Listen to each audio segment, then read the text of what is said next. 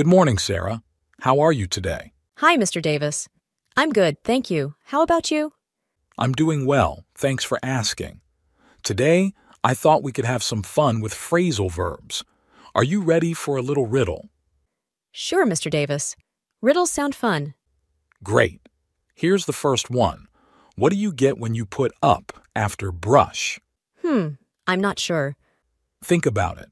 When you put up after brush, you get something you use to clean your teeth. What is it? Oh, I know. It's brush up.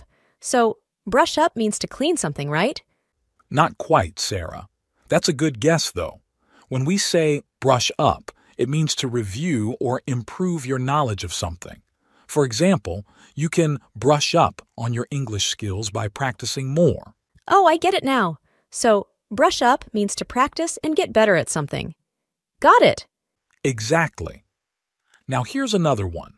What do you get when you put down after put? Put down? I'm not sure. Think about it. When you put down something, you place it on a surface. What do you think it means? Oh, I think I know this one. It means to place something on a surface, like when I put my backpack down on the table. That's correct, Sarah. You're doing great. Now let's try another one. What do you get when you put off after turn? Turn off means to stop something, like when I turn off the lights before bed. Excellent. You've got it. Turn off means to stop something, like turning off the lights or turning off the TV. I'm starting to get the hang of this, Mr. Davis. I'm glad to hear that, Sarah. Let's do one more. What do you get when you put on after try? Try on? I'm not sure. Think about it this way. When you try on clothes, what are you doing? Oh, I get it. Try on means to test or wear something, like when I try on a new dress at the store. That's absolutely right. Try on means to test or wear something to see how it fits or looks on you. You're really getting the hang of these phrasal verbs, Sarah. Thanks, Mr. Davis. This was a fun way to learn about them. I'm glad you enjoyed it, Sarah. Phrasal verbs can be tricky, but with a little practice, you'll become a pro at using them in no time. Keep up the good work.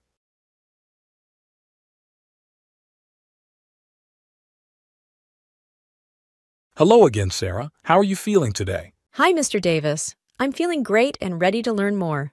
What are we going to explore today? I'm delighted to hear that, Sarah. Today, let's dive into another fun riddle involving phrasal verbs. Are you up for the challenge? Absolutely, Mr. Davis. I'm excited to see what you have in store for me. Fantastic. Here's your riddle. What do you get when you put up after give? Give up? I'm not sure. No worries, Sarah. Let me give you a hint. When someone says, I give up, what do you think they mean?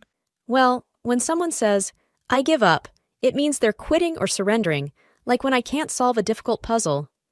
You're spot on, Sarah. Give up means to quit or stop trying when something is too challenging or difficult. Great job. Thanks, Mr. Davis. So if I say, I give up on this math problem, it means I can't solve it, right? Exactly. You've got it. Now, here's another one for you. What do you get when you put out after put? Put out? I'm not sure about this one. Think about it this way. When you put out a fire, what are you doing? Oh, I think I know. When you put out a fire, you're extinguishing it, like with water or a fire extinguisher. You're absolutely correct, Sarah. When you put out something, you extinguish it or make it stop. It can be used in various situations, not just with fires. I see. So if I say, I put out the candles before leaving the room, it means I extinguish the candles, right? Precisely, Sarah. You're getting the hang of these phrasal verbs. Let's try another one. What do you get when you put in after fill? Fill in? Is that the answer? Yes, it is. Well done, Sarah. When you fill in something, what do you think you're doing? I think when you fill in, you're adding something to complete it, like filling in the missing pieces of a puzzle. Excellent explanation. When you fill in, you add information or complete something that is missing. For example, you can fill in a form by providing all the necessary details. That makes sense, Mr. Davis. So if I say, I need to fill in the blanks on this worksheet, it means I have to complete the missing information, right? Exactly, Sarah. You're catching on quickly. Now, let's try one more. What do you get when you put down after write? Write down. I know this one. It means to record or jot something on paper, like when I write down notes during class. Perfect, Sarah. You're absolutely right. Write down means to record or make a note of something in writing. It's a handy phrasal verb for taking notes or remembering important information. Thanks, Mr. Davis. This riddle was a lot of fun, and I feel like I'm getting better at understanding phrasal verbs. You're very welcome, Sarah. I'm delighted to hear that you're enjoying our phrasal verb riddles. Keep practicing and you'll become a phrasal verb expert in no time.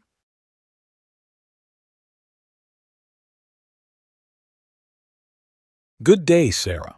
How are you feeling today?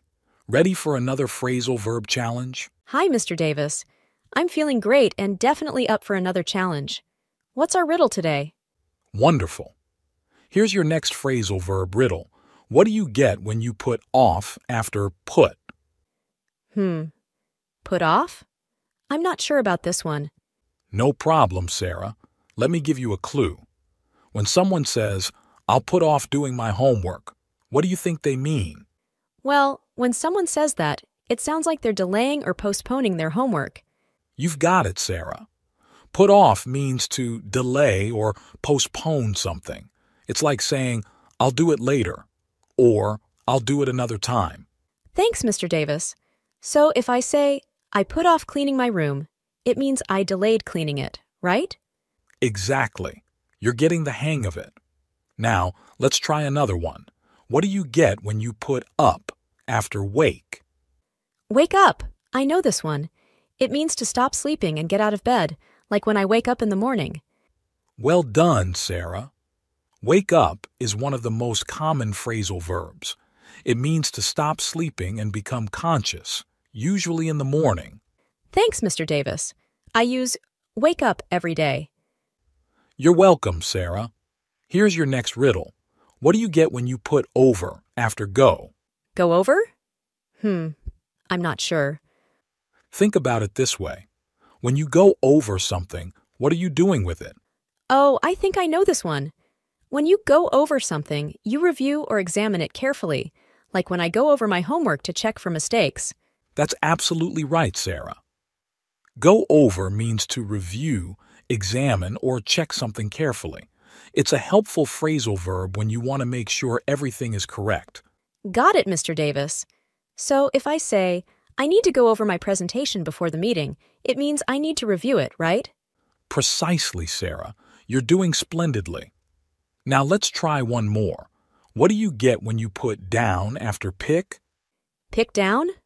I'm not sure about this one. Let me give you a hint. When you pick down something, you're selecting it carefully. What do you think that means? Oh, I think I know. When you pick down something, you choose it carefully or make a selection, like when I pick down a book from the shelf. Wonderful, Sarah. You've got it. Pick down means to choose or select something carefully from a group of options. It's like making a thoughtful choice. Thanks, Mr. Davis. This riddle was fun, and I'm getting better at understanding phrasal verbs. I'm glad to hear that, Sarah. Keep up the excellent work, and soon you'll be using phrasal verbs like a pro.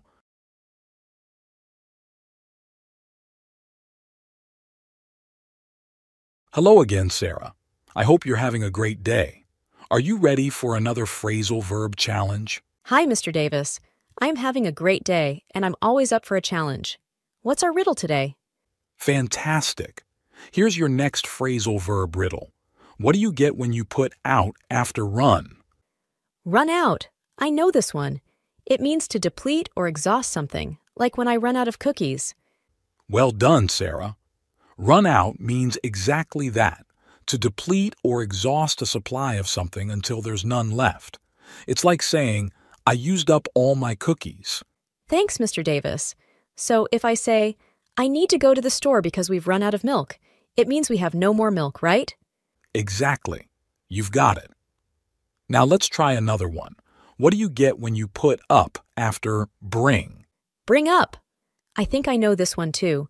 It means to raise a topic or start a conversation about something, like when I bring up my weekend plans with my friends. Excellent, Sarah. Bring up means to introduce or mention a topic in a conversation. It's a way to start talking about something specific. Thanks, Mr. Davis. So if I say, I wanted to bring up the idea of a class picnic, it means I want to talk about having a picnic with my classmates, right? Precisely, Sarah. You're doing wonderfully. Here's your next riddle. What do you get when you put off after take? Take off. That's another one I know. It means to remove something, like when I take off my shoes when I get home. Great job, Sarah. Take off means to remove or unfasten something like clothes or accessories. It's also used in the context of airplanes when they take off and leave the ground. Thanks, Mr. Davis. So if I say, I'll take off my jacket before we start the game, it means I'll remove my jacket, right? Exactly. You're nailing it. Now let's try one more. What do you get when you put up after grow? Grow up. I know this one too. It means to mature or become an adult, like when I grow up, I want to be a doctor. Excellent, Sarah. Grow up means to develop and become an adult, both physically and mentally. It's used to talk about the process of becoming more responsible as you get older. Thanks, Mr. Davis. So if I say, when I grow up, I want to travel the world, it means when I become an adult, I want to travel, right? You've got it. You're doing a fantastic job with these phrasal verbs, Sarah. Keep practicing and you'll continue to improve your English skills. Thank you, Mr. Davis. These riddles make learning phrasal verbs so much fun.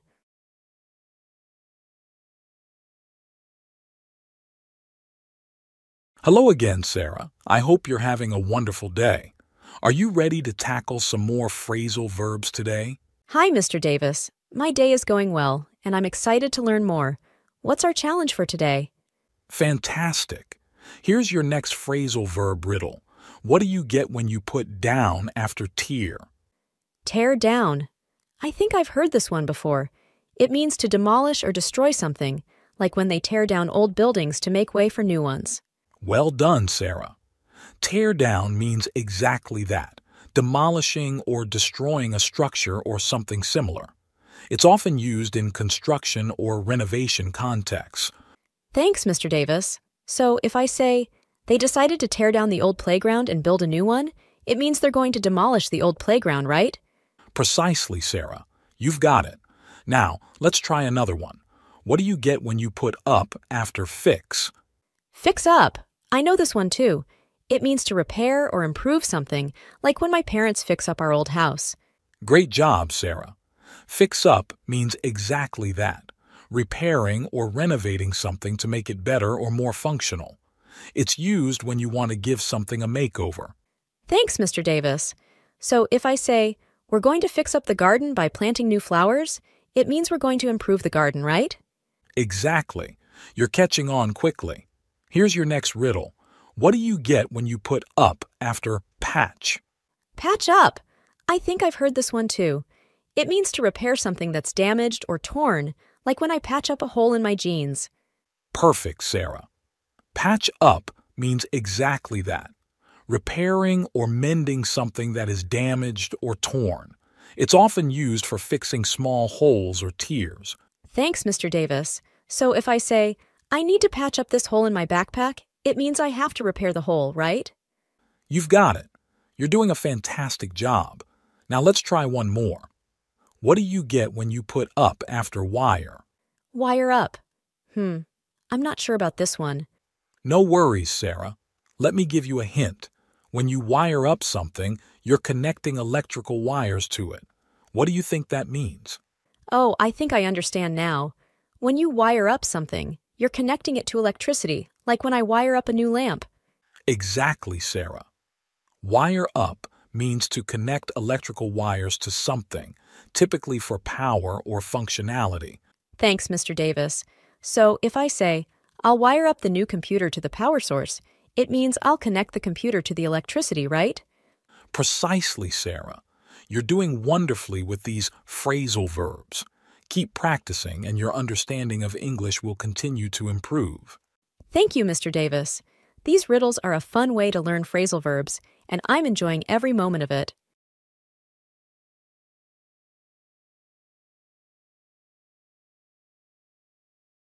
Good morning, Sarah. How are you today? Good morning, Mr. Davis. I'm doing well, thank you. That's great to hear. Today we're going to learn about phrasal verbs. Have you heard of them before? I've heard the term, but I'm not sure what they are. No worries, Sarah. Phrasal verbs are combinations of verbs and one or more particles, usually prepositions or adverbs, that create new meanings. They can be a bit tricky, but we'll start with some basic ones. Today we'll focus on hand back, hand down, hand in, and hand out. Okay, I'm ready to learn. Fantastic. Let's begin with hand back. When you hand back something, what do you think it means? Maybe it means giving something to someone after they gave it to you? You're absolutely right, Sarah. When you hand back something, it means you return it to the person who originally gave it to you. For example, if I give you a worksheet and then you give it back to me, you are handing it back. Got it. So, what about hand down? Great question. Hand down means passing something to someone who is usually younger or less experienced than you. It's like giving something to the next generation. For example, if your grandmother gives you her old toy, she is handing it down to you. That makes sense. How about hand in? Hand in is when you submit something to a person or place, usually a teacher or an office. For instance, when you finish your homework and give it to me, you are handing it in. I understand. And the last one, hand out. Exactly. Hand out means distributing or giving something to a group of people. For example, when a teacher gives worksheets to all the students in the class, they are handing out the worksheets. I think I've got the hang of these phrasal verbs, Mr. Davis. You're doing great, Sarah. Now, let's practice a bit. Can you think of a sentence using hand back? Sure. If my friend borrows my pen, I can hand it back to her when she's done using it. Excellent example. Now, how about a sentence with hand down? My mom handed down her favorite book to me because she loved it when she was a child. Perfect. And now, a sentence with hand in. When I finish my drawing, I will hand it in to my art teacher. Very good, Sarah. And finally, a sentence with hand out. At the end of the party, my mom will hand out goodie bags to all my friends. Wonderful job, Sarah. You've grasped the basics of these phrasal verbs. Remember, phrasal verbs can be quite fun once you get the hang of them. Keep practicing and you'll become even more fluent in English. If you have any more questions, feel free to ask. Thank you, Mr. Davis. This was really helpful. I'll make sure to practice these phrasal verbs.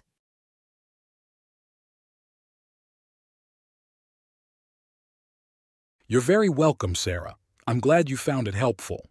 Now let's explore some more phrasal verbs related to the topic of travel. These are book into, check in, check out, and drop off. Travel sounds exciting.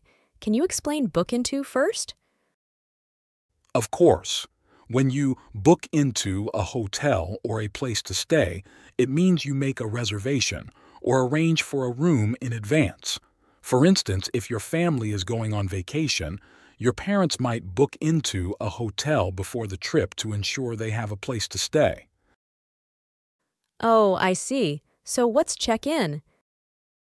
Check-in is what you do when you arrive at a hotel or airport. It's the process of registering or letting them know you've arrived.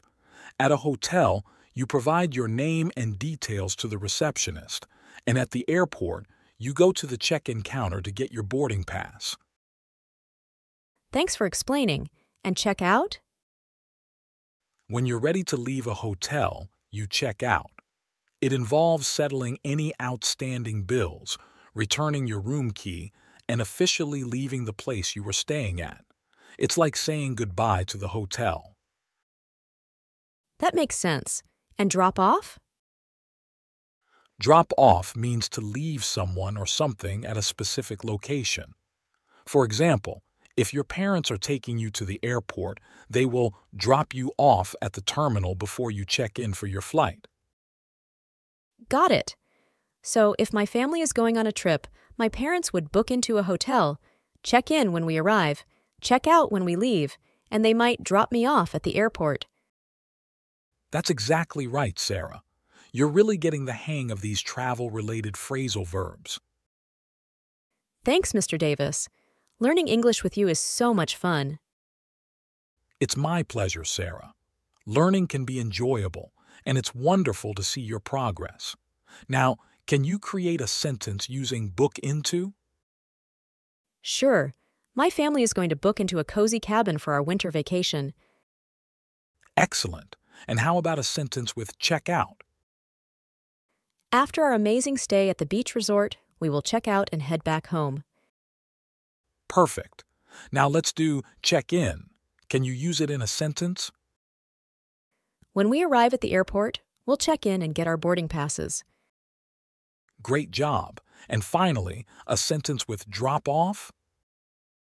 My aunt will drop me off at the train station on her way to work tomorrow morning. Wonderful, Sarah. You've mastered these travel-related phrasal verbs. Keep practicing and you'll be a pro in no time.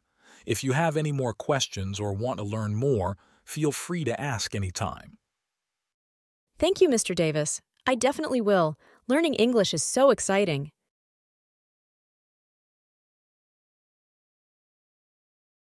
Hello, Sarah. I hope you're having a fantastic day.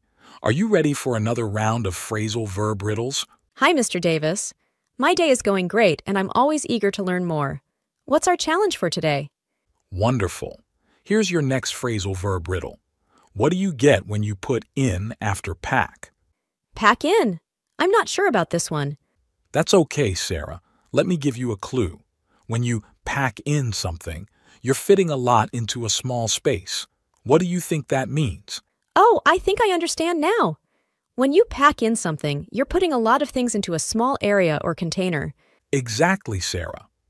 Pack in means to fit a large quantity of something into a limited space or container. Thanks, Mr. Davis. So if I say, I need to pack in all my clothes into this suitcase, it means I need to fit all my clothes into the suitcase, right? Precisely. You're getting the hang of it. Now let's try another one. What do you get when you put off after set? Set off. I think I've heard this one. It means to start a journey or trip, like when my family and I set off for a vacation. Great job, Sarah. Set off means exactly that, beginning a journey or trip. It's often used when you're starting an adventure or leaving for a specific destination. Thanks, Mr. Davis. So if I say, we'll set off for the beach early tomorrow morning, it means we'll begin our trip to the beach, right? You've got it. Now, let's move on to the next one. What do you get when you put over after stop? Stop over. I think I know this one. It means to make a short stay or visit during a longer journey, like when we stop over at an airport on our way to another city. Excellent, Sarah. Stop over means exactly that, making a brief stop or visit during a longer journey, usually to rest or change flights. Thanks, Mr. Davis. So if I say, we'll stop over in Paris for a few hours before continuing our journey to Rome, it means we'll make a short visit to Paris during our trip to Rome, right? Precisely, Sarah. You're doing splendidly. Now let's try one more. What do you get when you put off after see? See off. I'm not sure about this one. No worries, Sarah. When you see off someone, you're saying goodbye to them as they leave on a journey. What do you think that means? Oh, I see. When you see off someone, you're bidding them farewell as they depart on a trip or journey. Exactly, Sarah.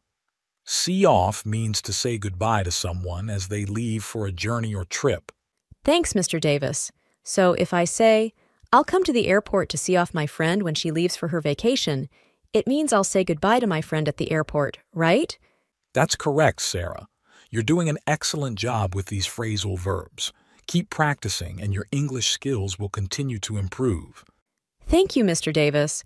These riddles are a fun way to learn phrasal verbs, and I'm enjoying the challenge.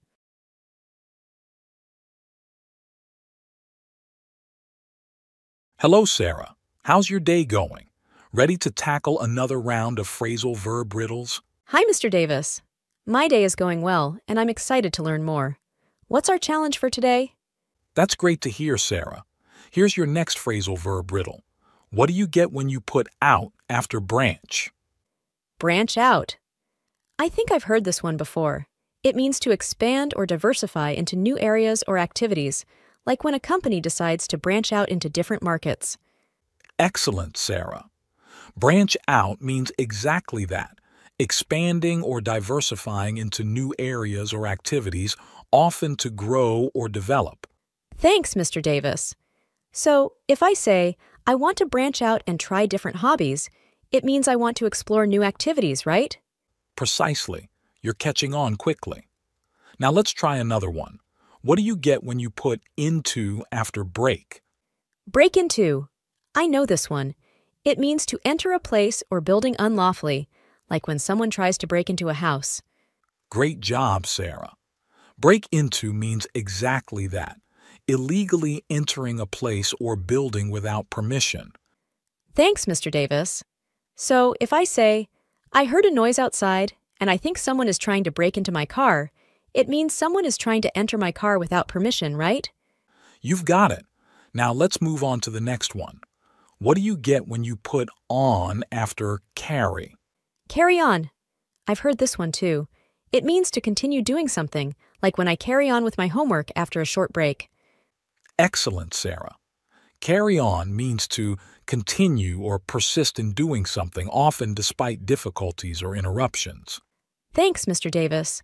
So, if I say, despite the rainy weather, we decided to carry on with our picnic, it means we continued with the picnic despite the rain, right? Precisely, Sarah. You're doing wonderfully. Now let's try one more. What do you get when you put down after close? Close down. I'm not sure about this one. No worries, Sarah.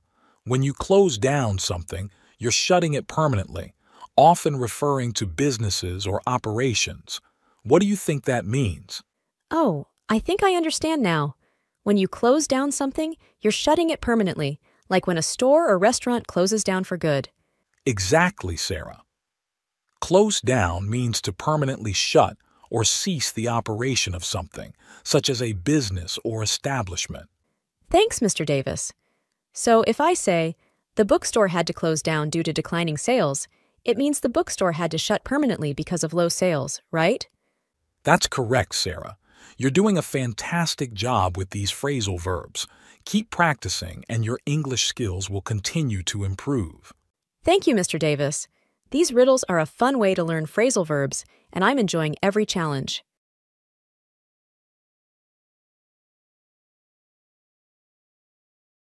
Good morning, Sarah. How are you today?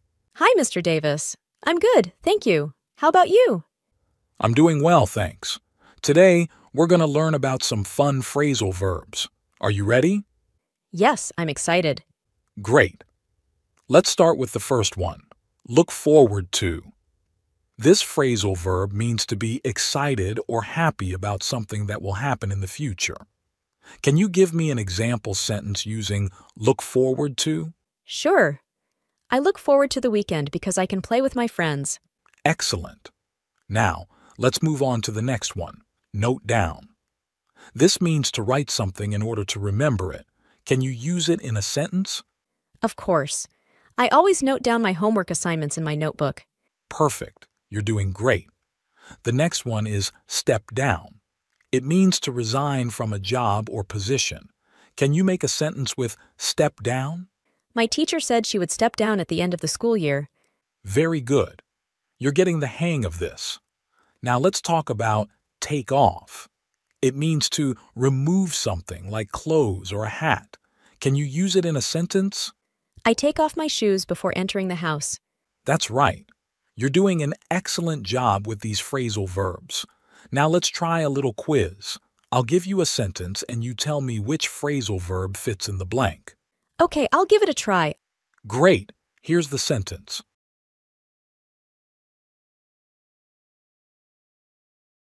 Oh, I know this one. I note down the important dates in my calendar. Perfect. Now here's another one.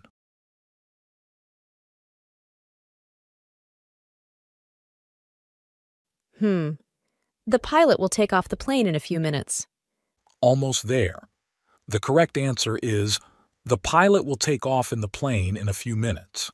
You're close, though. Oops. Thanks for correcting me, Mr. Davis. No problem, Sarah. Learning is all about making mistakes and improving. Let's try another one.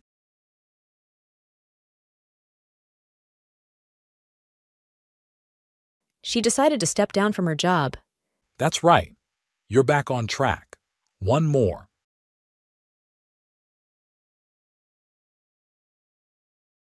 I really look forward to my birthday party next week.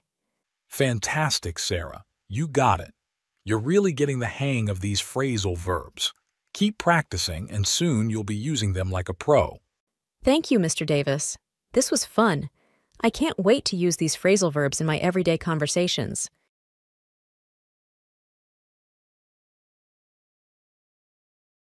Good morning, Sarah. How are you today? Hi, Mr. Davis. I'm good, thank you. How about you? I'm doing well. Thank you for asking.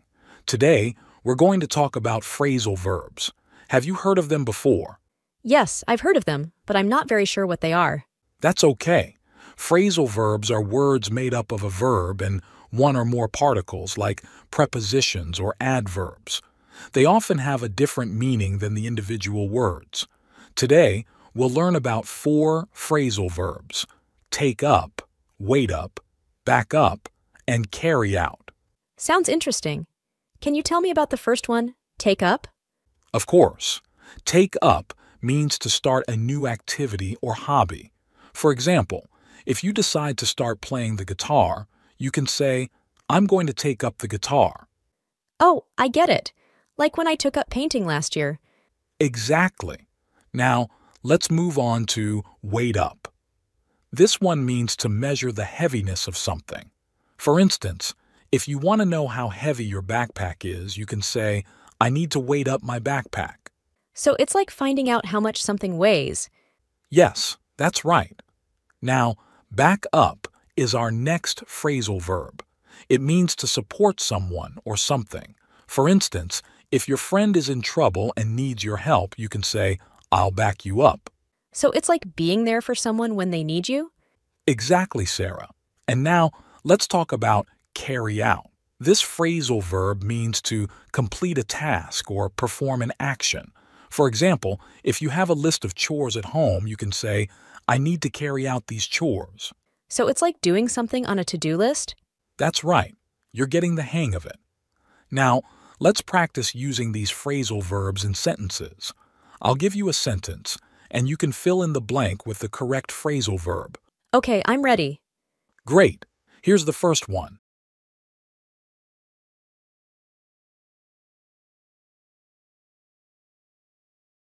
I want to take up photography as a hobby. Excellent. Here's the next one.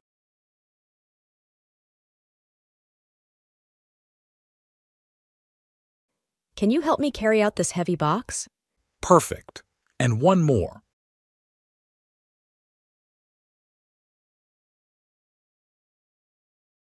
I always back up my friends when they have a problem.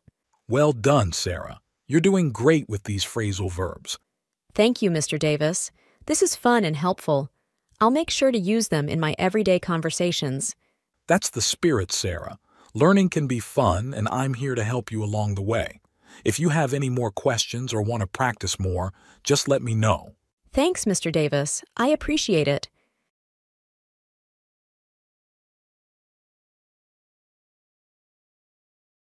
Hello again, Sarah. I hope you're ready to learn some more phrasal verbs today. Hi, Mr. Davis. I'm definitely ready. Phrasal verbs are fun to learn. I'm glad to hear that. Let's start with the first one. Come up. This phrasal verb means to happen unexpectedly or arise in a conversation. For example, If you were talking to a friend and a new topic suddenly pops into your mind, you can say, "Hey, something just came up." So it's like when you didn't plan to talk about it, but it comes into your conversation? Exactly. Now, let's move on to get on. This phrasal verb has a few different meanings, but one common use is to describe how well you relate to someone. For instance, if you have a good relationship with your classmates, you can say, "I get on well with my classmates." So it's like how you connect or relate to others. That's right, Sarah. Now, keep up with is our next phrasal verb. It means to stay at the same level or pace as someone or something. For example, if your friend is walking fast and you need to walk fast to stay with them, you can say, "I'm trying to keep up with my friend." So it's like not falling behind or staying at the same speed? Precisely. Now, let's talk about set up. This phrasal verb means to arrange or establish something like a meeting or a new business. For example, if you're organizing a party, you can say, "I'm going to set up a party this weekend." So it's like preparing or organizing something? That's correct, Sarah. Now let's practice using these phrasal verbs in sentences again. I'll give you a sentence with a blank and you can fill it in with the correct phrasal verb. Okay, I'm ready for the challenge. Great. Here's the first one.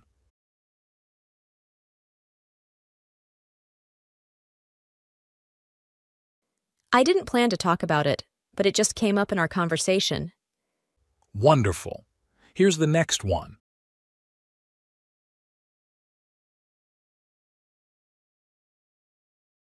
I need to set up a meeting with my team. Perfect. And one more.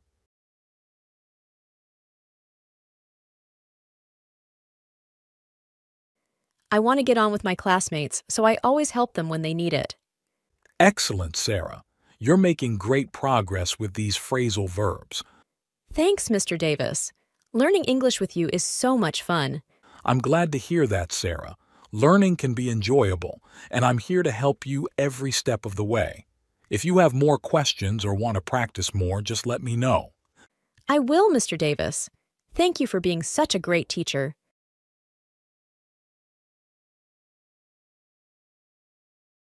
Hi, Sarah. How's your day going? Hi, Mr. Davis. My day is good, thank you. I'm excited to learn more about phrasal verbs today. That's great to hear, Sarah. Today, we're going to explore 4 more phrasal verbs. Go through, find out, call off, and call back. Sounds interesting. Please tell me about the first one. Go through. Of course. Go through means to examine or review something carefully. For example, if you're reading a book, you can say, "I need to go through this chapter to understand it better." So it's like taking a closer look or studying something. Exactly. Now, find out is our next phrasal verb. It means to discover information or learn something new. For instance, if you want to know the answer to a question, you can say, "I want to find out the answer." So it's like figuring out something you didn't know before? That's correct, Sarah. Now let's talk about call off. This phrasal verb means to cancel an event or a plan. For example, if it's raining on the day of a picnic, you can say, "We have to call off the picnic." So it's like deciding not to do something you had planned? Precisely. Now, call back is our final phrasal verb for today. It means to return a phone call or get in touch with someone after they tried to contact you earlier. For instance, if someone leaves you a voicemail, you can say, "I'll call them back." So it's like returning a missed call or getting in touch with someone who tried to reach you? Exactly, Sarah. Now let's practice using these phrasal verbs in sentences. I'll give you a sentence with a blank and you can fill it in with the correct phrasal verb. All right, let's do it. Here's the first one.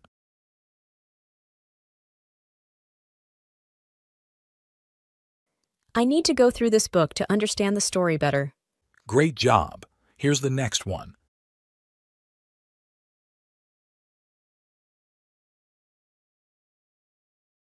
I want to find out who won the game. Excellent. Here's one more.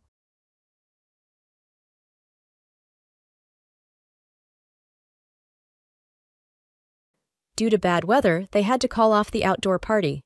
Perfect. And the last one.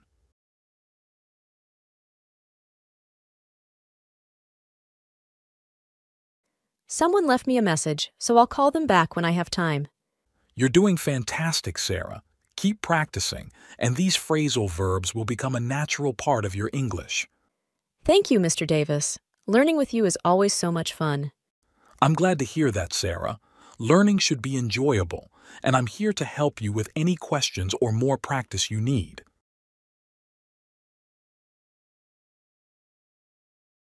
Hello, Sarah. How's everything going today? Hi, Mr. Davis. Everything is good, thank you. I'm excited to learn more phrasal verbs today. Wonderful, Sarah. Today we'll be exploring 4 more phrasal verbs: deal with, drop in, fill out, and hold on. Sounds interesting. Please tell me about the first one. Deal with. Certainly. Deal with means to handle or manage a situation or problem. For instance, if you have a difficult task to complete, you can say, I need to deal with this task. So it's like managing or taking care of something? Exactly. Now, drop in is our next phrasal verb. It means to visit someone or a place informally and without an appointment. For example, if you visit a friend without planning it, you can say, I decided to drop in on my friend. So it's like visiting someone without telling them beforehand? That's right, Sarah. Now let's talk about fill out. This phrasal verb means to complete a form or document by providing the necessary information. For instance, when you apply for a job, you might need to fill out an application form. So it's like completing paperwork by writing in the required details? Precisely. Now, hold on is our final phrasal verb for today. It means to wait for a short period of time. For example, when you're on the phone and someone needs to find the information you requested, they might say, please hold on for a moment. So it's like asking someone to wait for a brief moment? Exactly, Sarah. Now let's practice using these phrasal verbs in sentences. I'll give you a sentence with a blank, and you can fill it in with the correct phrasal verb. Okay, I'm ready. Here's the first one.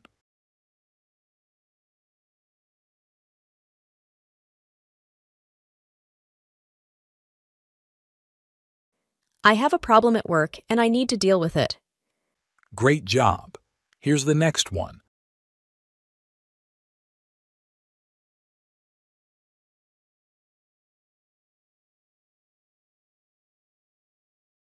I didn't plan to visit, but I decided to drop in on my friend.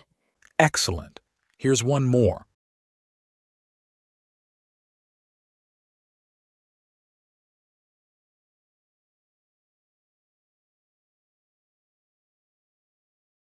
To apply for a job, you usually have to fill out an application form. Perfect. And the last one.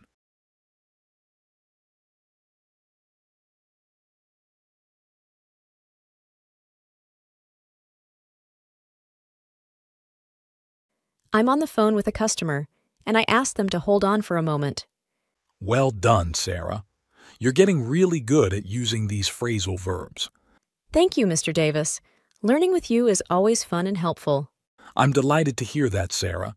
Learning should be enjoyable, and I'm here to assist you with any questions or additional practice you might need.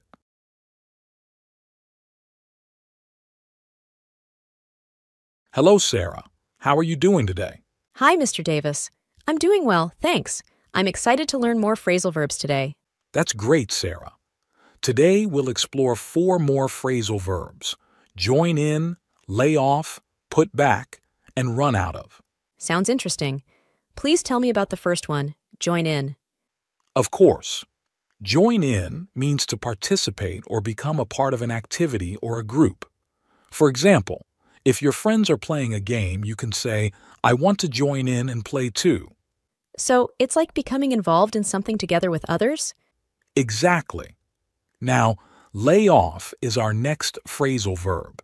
It means to terminate someone's employment, often temporarily or due to a lack of work. For instance, if a company is facing financial problems, they may need to lay off some employees. So it's like telling someone they don't have a job anymore? Yes, that's correct, Sarah. Now, let's talk about put back. This phrasal verb means to return something to its original place. For example, when you're done using a book at the library, you should put it back on the shelf. So it's like returning something to where it belongs? Precisely. Now, run out of is our final phrasal verb for today. It means to exhaust or use up a supply of something completely. For example, if you're baking and realize you have no more flour, you can say, I've run out of flour. So it's like using something until there's none left? Exactly, Sarah. Now let's practice using these phrasal verbs in sentences. I'll give you a sentence with a blank, and you can fill it in with the correct phrasal verb. All right, I'm ready. Here's the first one.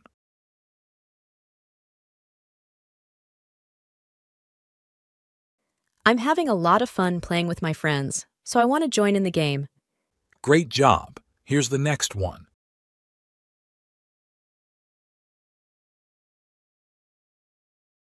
Unfortunately, the company had to lay off some employees due to financial problems. Excellent. Here's one more.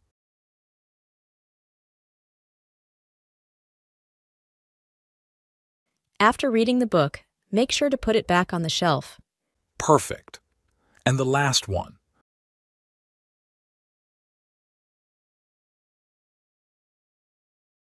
I baked cookies, but I realized I've run out of sugar. Well done, Sarah. You're becoming quite proficient at using these phrasal verbs. Thank you, Mr. Davis. Learning with you is always enjoyable and informative. I'm pleased to hear that, Sarah. Learning should be engaging, and I'm here to assist you with any questions or more practice you might need.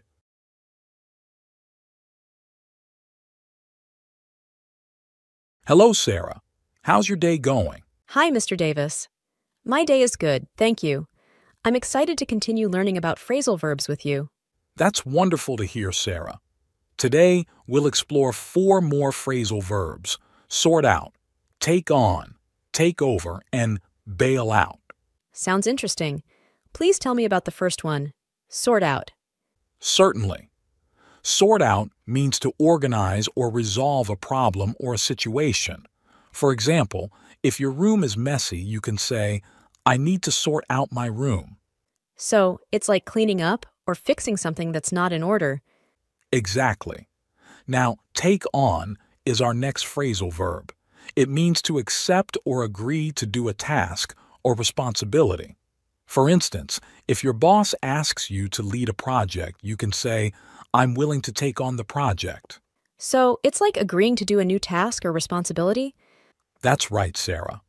Now, let's talk about take over. This phrasal verb means to assume control or responsibility for something that was previously managed by someone else. For example, when a new manager starts working at a company, they might take over the team. So, it's like becoming in charge or responsible for something that someone else was doing. Precisely. Now, bail out is our final phrasal verb for today. It means to provide financial help or rescue someone or something from a difficult situation. For example, if a company is in financial trouble, the government might decide to bail it out. So, it's like helping someone or something out of a tough situation, often with money? Yes, you've got it, Sarah. Now let's practice using these phrasal verbs in sentences. I'll give you a sentence with a blank, and you can fill it in with the correct phrasal verb. Okay, I'm ready. Here's the first one.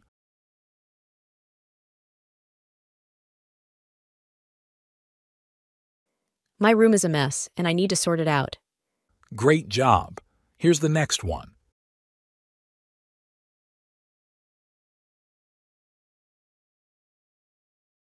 I'm willing to take on the responsibility and lead the project. Excellent. Here's one more.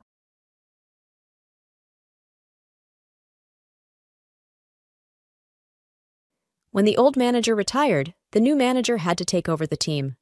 Perfect. And the last one.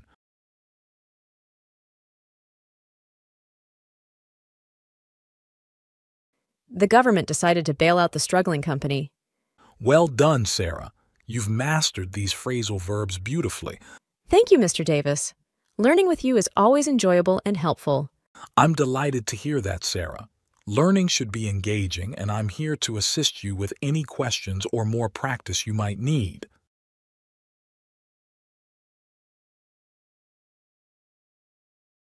Hello, Sarah. How's your day going? Hi, Mr. Davis. My day is going well, thank you. I'm looking forward to learning more phrasal verbs with you today. That's great to hear, Sarah. Today we'll explore 4 more phrasal verbs: cut back, go under, fall through, and pull out. Sounds interesting. Please tell me about the first one, cut back. Of course. Cut back means to reduce or decrease something, such as expenses or the amount of something you use. For example, if you want to save money, you can say, "I need to cut back on my spending." So it's like reducing or using less of something? Exactly. Now, go under is our next phrasal verb. It means to fail financially, often used when talking about businesses. For instance, if a company cannot pay its debts and has to close, you can say, "The company went under." So it's like when a business fails and cannot continue operating? That's correct, Sarah. Now let's talk about fall through. This phrasal verb means that a plan or an agreement doesn't work out as expected. For example, if you plan a picnic but it rains, you can say, "Our picnic fell through." So it's like when something you planned doesn't happen as you expected. Precisely. Now, pull out is our final phrasal verb for today. It means to withdraw or remove something, often suddenly or unexpectedly. For instance, if a country decides to remove its troops from a foreign country, they can say, "We're going to pull out our troops." So it's like taking something or someone out, often quickly? Yes, you've got it, Sarah. Now let's practice using these phrasal verbs in sentences. I'll give you a sentence with a blank, and you can fill it in with the correct phrasal verb. Okay, I'm ready. Here's the first one.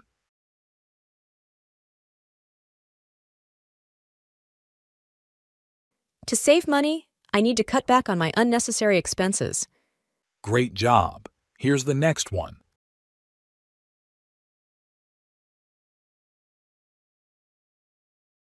The company couldn't pay its debts and had to go under. Excellent. Here's one more.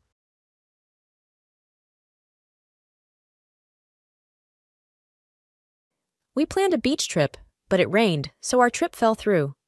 Perfect. And the last one.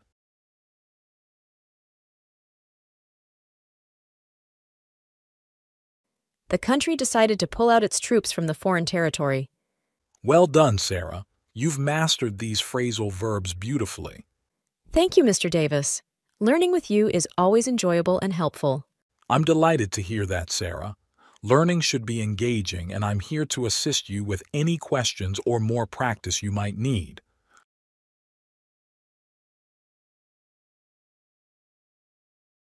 Hello, Sarah. How's everything going today? Hi, Mr. Davis. Everything is going well, thanks. I'm excited to continue learning about phrasal verbs with you. That's wonderful, Sarah.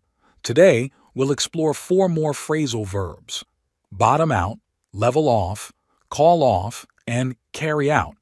Sounds interesting. Please tell me about the first one, bottom out. Certainly. Bottom out means to reach the lowest point or level in a situation, often when things are not going well. For example, if the stock market experiences a big drop in value, you can say, "The stock prices have bottomed out."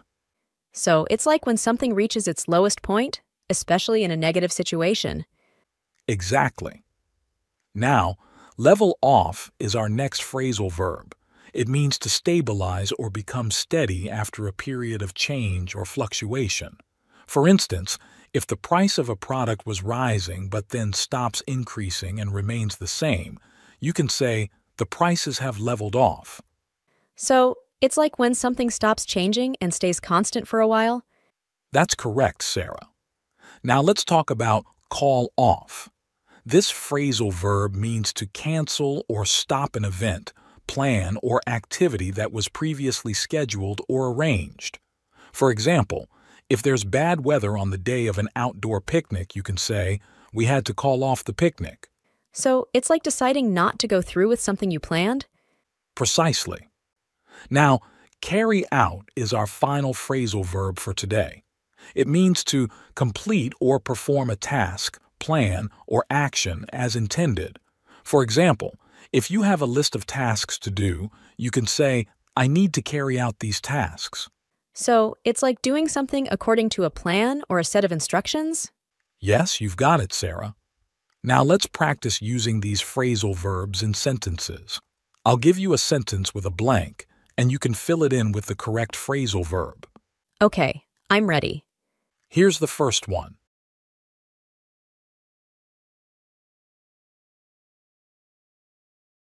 After a long period of falling prices, the market finally started to level off. Great job. Here's the next one.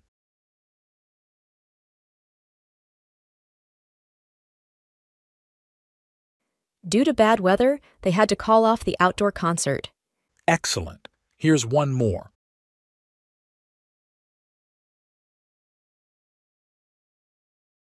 The team had a plan, and they needed to carry out it to achieve their goals. Perfect. And the last one.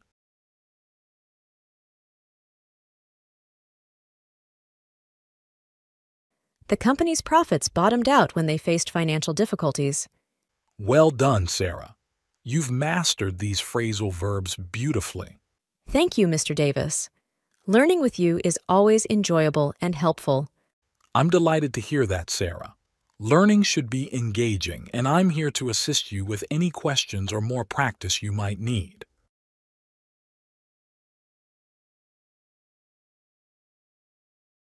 Good morning, Sarah.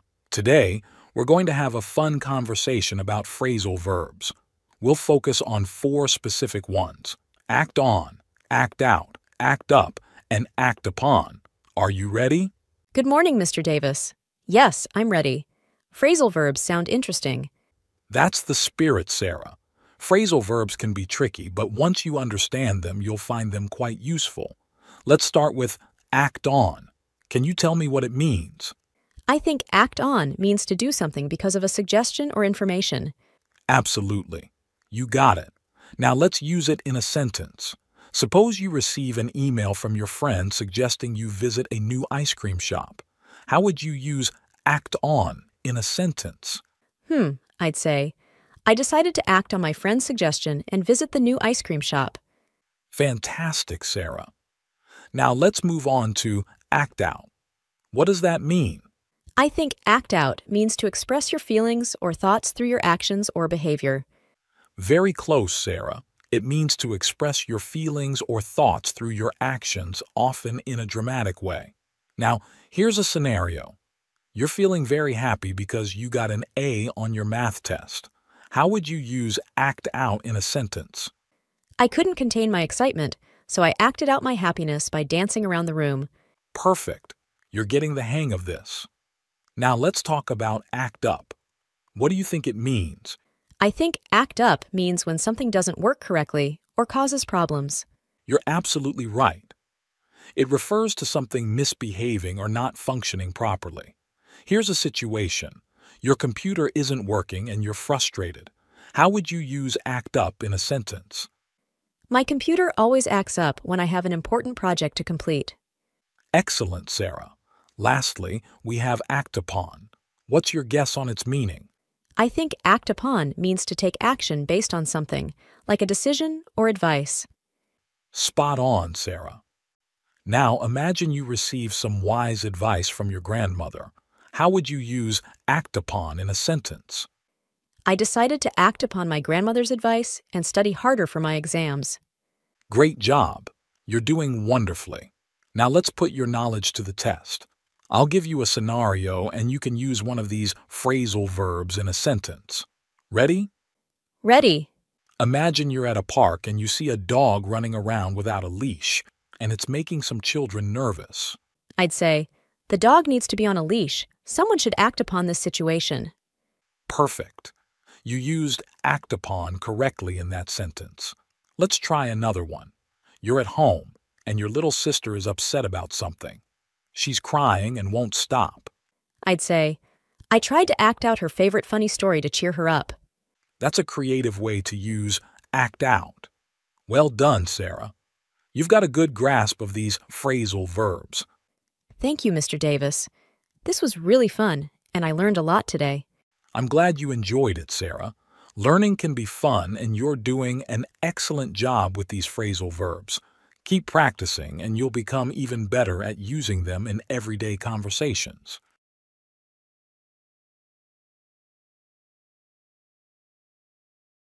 Hello again, Sarah. Today we're going to explore another set of phrasal verbs: answer back, answer for, and answer to. Are you ready to dive into these? Hello, Mr. Davis. I'm ready. These phrasal verbs sound interesting, too. That's great to hear, Sarah. Let's start with answer back. Do you have any idea what it means? I think answer back means to reply rudely or disrespectfully to someone, especially when you're told to do something. You're absolutely right. Answer back is used when someone responds rudely or impolitely to a command or criticism. Now, let's use it in a sentence. Imagine you're asked by your teacher to be quiet in class, and you respond rudely. How would you use answer back in a sentence? I got in trouble at school today because I answered back when my teacher told me to be quiet. Excellent, Sarah. Now let's talk about answer for. What do you think that one means? I think answer for means to take responsibility for your actions or decisions. Perfect. It's all about taking responsibility. Here's a scenario. You accidentally break your friend's favorite toy. How would you use answer for in a sentence? I felt really bad, and I had to answer for my mistake by apologizing to my friend and offering to replace the toy. Great job, Sarah. Now, let's move on to answer to. What's your understanding of its meaning? I think answer to means to be responsible to someone or to be in a position where you have to report to a higher authority. You're absolutely right. Answer to is used when you're responsible to someone, like a boss or a higher authority. Here's a scenario. You have a job and you have to report to your manager. How would you use answer to in a sentence? I have to answer to my manager for the progress of the project I'm working on. Wonderful, Sarah. You're doing a fantastic job understanding these phrasal verbs. Now let's put your knowledge to the test with a scenario. Imagine you're at home and your little brother is being very rude and talking back to your parents. I'd say, my little brother keeps answering back to our parents, and it's getting him into trouble. Perfect usage of answer back in that sentence, Sarah. Now, let's try another one. You're in charge of a group project at school and your teacher asks you to explain the progress of the project. I'd say, I have to answer for the progress of our group project when the teacher asks. Well done. You used answer for correctly in that sentence. It's clear that you're getting the hang of these phrasal verbs. Keep practicing, and you'll become more confident using them in everyday conversations. Thank you, Mr. Davis. I'm enjoying learning these phrasal verbs, and I feel more confident using them now.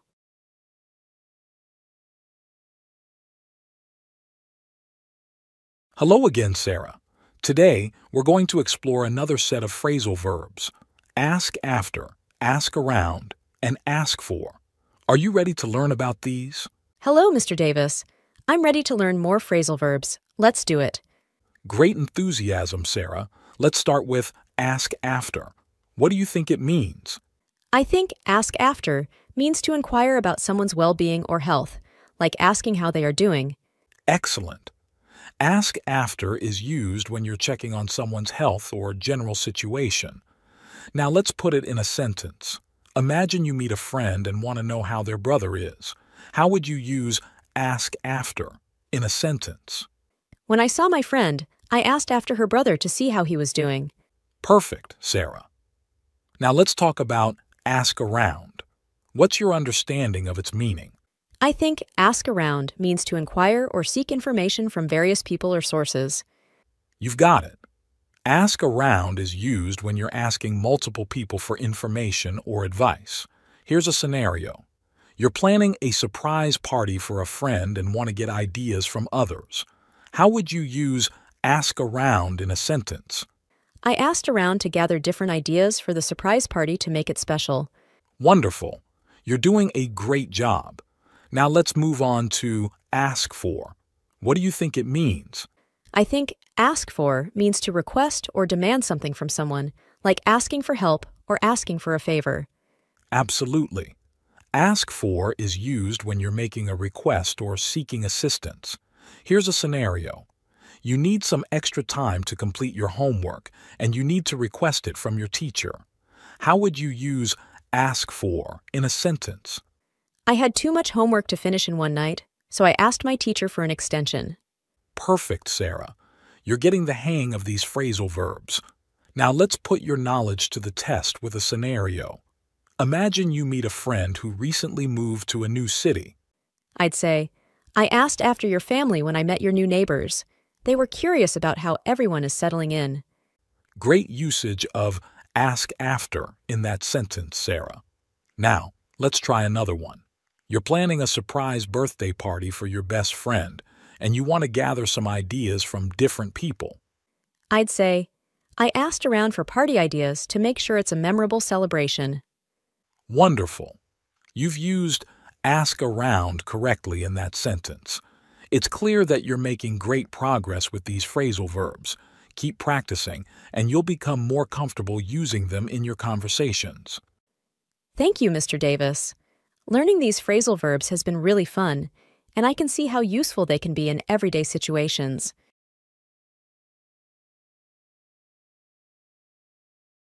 Hello, Sarah. Today, we're going to explore another set of phrasal verbs: ask in, ask out, and ask over. Are you ready to learn about these? Hello, Mr. Davis. I'm excited to learn more phrasal verbs. Let's do it. Wonderful. Let's start with ask in. What do you think it means? I think ask in means to invite someone into your home or a place where they weren't initially planning to go. You're absolutely right, Sarah. Ask in is used when you invite someone to come inside your home or another location. Now let's put it in a sentence. Imagine your friend is outside and you invite them to come into your house. How would you use ask in a sentence? It started raining, so I asked my friend to come in and wait until the rain stopped. Perfect, Sarah. Now let's talk about ask out. What do you think that one means? I think ask out means to invite someone on a date or to spend time together, like asking someone to be your romantic partner for an event. You've got it. Ask out is used when you invite someone on a date or to spend time together in a romantic context. Here's a scenario. You have a crush on someone and want to invite them to dinner. How would you use ask out in a sentence? I finally gathered the courage to ask out my crush, and they said yes. Great job, Sarah. Now let's move on to ask over. What's your understanding of its meaning? I think ask over means to invite someone to your home or to an event that you're hosting. Exactly. Ask over is used when you invite someone to your home or an event you're hosting. Here's a scenario. You're hosting a small gathering at your place and you want to invite a friend.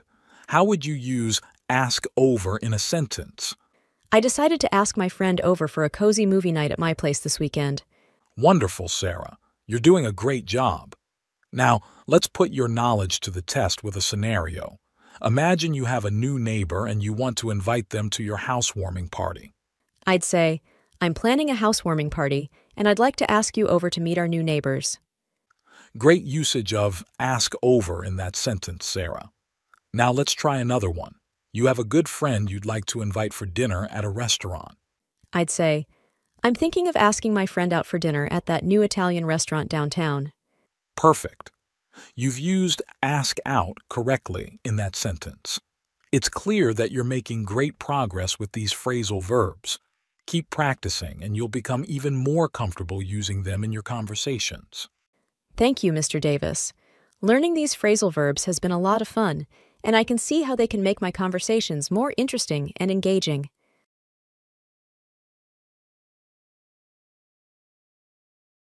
Hello again, Sarah. Today, we're going to explore another set of phrasal verbs: back down, back into, and back off. Are you ready to dive into these? Hello, Mr. Davis. I'm excited to learn more phrasal verbs. Let's do it. Fantastic. Let's begin with back down. What do you think it means? I think back down means to withdraw from a position or argument when you realize you're wrong or in a difficult situation. You're absolutely right, Sarah. Back down is used when someone withdraws from a position, argument, or challenge, often because they realize they're in a difficult situation. Now, let's put it in a sentence. Imagine you and your friend are in an argument, and your friend decides to give up. How would you use back down in a sentence? During our argument, my friend realized I was right, so they had to back down and admit it.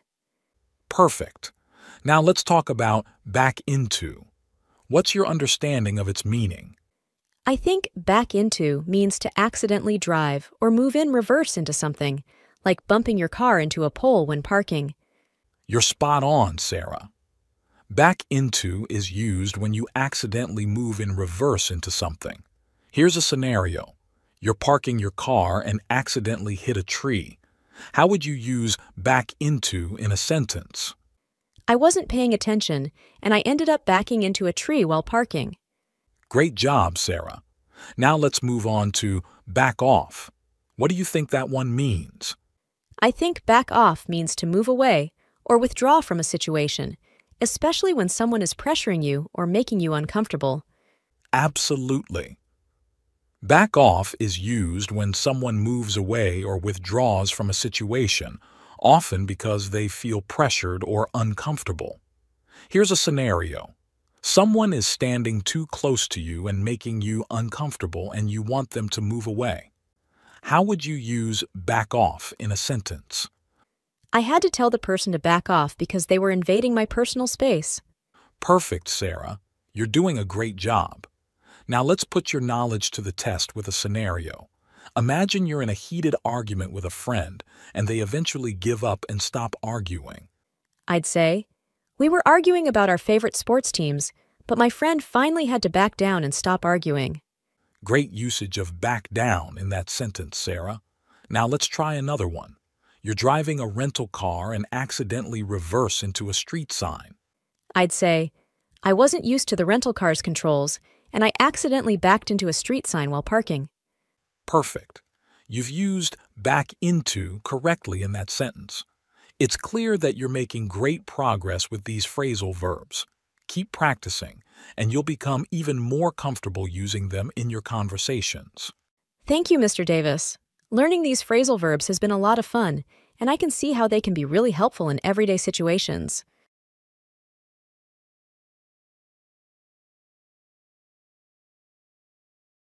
Hello, Sarah. Today, we're going to explore another set of phrasal verbs: back onto, back out, and back up. Are you ready to dive into these? Hello, Mr. Davis. I'm excited to learn more phrasal verbs. Let's get started. Wonderful. Let's start with back onto. What do you think it means? I think back onto means to move in reverse onto something or into a particular place, like when a car backs onto a driveway. You're spot on, Sarah. Back onto is used when something moves in reverse onto or into a particular location. Now let's put it in a sentence. Imagine a car reversing into a parking space. How would you use back onto in a sentence? The driver skillfully backed onto the parallel parking spot on the street. Perfect. Now let's talk about back out. What's your understanding of its meaning? I think back out means to withdraw from a commitment or promise, like when someone cancels plans or an agreement. You've got it, Sarah. Back out is used when someone withdraws from a commitment or backs away from a promise or agreement. Here's a scenario. You and a friend plan to go to a concert, but your friend decides to cancel. How would you use back out in a sentence? We were excited about the concert, but my friend had to back out at the last minute. Great job, Sarah. Now let's move on to back up. What do you think that one means? I think back up means to move in reverse or go backward, like when a car backs up. You're absolutely right. Back up is used when something moves in reverse or goes backward. Here's a scenario. You're driving and there's a traffic jam, so you need to move your car in reverse to clear the way. How would you use back up in a sentence? I had to back up my car to make some space and let the other cars pass. Perfect, Sarah. You're doing a great job. Now let's put your knowledge to the test with a scenario. Imagine you're trying to park your car in a tight spot and you need to reverse carefully. I'd say, parking in this narrow space was a bit challenging, but I managed to back onto the curb without any issues. Great usage of back onto in that sentence, Sarah. Now let's try another one. You and your friend had plans to go hiking, but your friend decides to cancel. I'd say, we were all set to go hiking, but my friend had to back out because something urgent came up. Perfect. You've used back out correctly in that sentence. It's clear that you're making great progress with these phrasal verbs. Keep practicing and you'll become even more comfortable using them in your conversations. Thank you, Mr. Davis.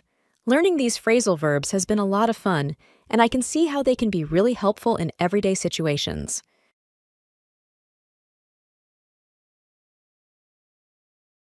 Hello, Sarah. Today, we're going to explore another set of phrasal verbs. Be above, be along, and be around. Are you ready to learn about these? Hello, Mr. Davis. I'm excited to learn more phrasal verbs. Let's get started. That's the spirit, Sarah. Let's begin with be above. What do you think it means? I think be above means to be too good or virtuous to engage in a particular behavior or activity. Excellent, Sarah. Be above is used when someone is considered too good or virtuous to involve themselves in a certain behavior or activity. Now let's put it in a sentence. Imagine a friend refuses to cheat on a test because they believe it's wrong. How would you use be above in a sentence? My friend is so honest and ethical. She believes cheating on a test is something she's above doing. Perfect. Now let's talk about be along. What's your understanding of its meaning? I think be along means to arrive at a place or join someone in a particular location. You're right on the mark, Sarah. Be along is used when someone arrives at a location or joins others. Here's a scenario. You're waiting for your friend at a cafe, and they call to say they're on their way. How would you use be along in a sentence? I'll be waiting for you at the cafe, and I'll be along in about 10 minutes. Great job, Sarah. Now let's move on to be around. What do you think that one means? I think be around means to be available or present in a particular location or situation. Absolutely. Be around is used when someone is available or present in a specific location or situation. Here's a scenario. Your neighbor is often home and available to help if you have any questions. How would you use be around in a sentence? If you ever need assistance, just ask our neighbor. She's always friendly and willing to help when she's around. Perfect, Sarah. You're doing a great job. Now let's put your knowledge to the test with a scenario.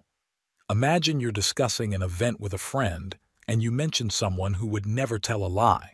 I'd say, honesty is really important to her, and I can't imagine her lying.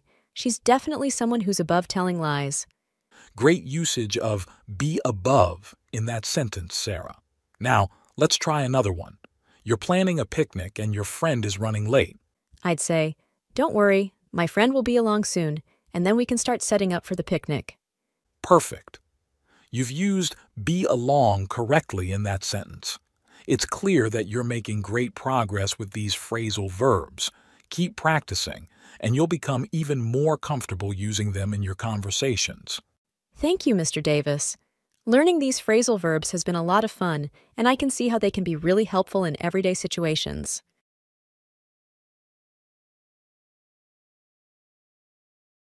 Hello, Sarah. Today, we're going to explore another set of phrasal verbs. Be cut out for, be down, and be down to. Are you ready to learn about these? Hello, Mr. Davis. I'm excited to learn more phrasal verbs. Let's get started. Great enthusiasm, Sarah.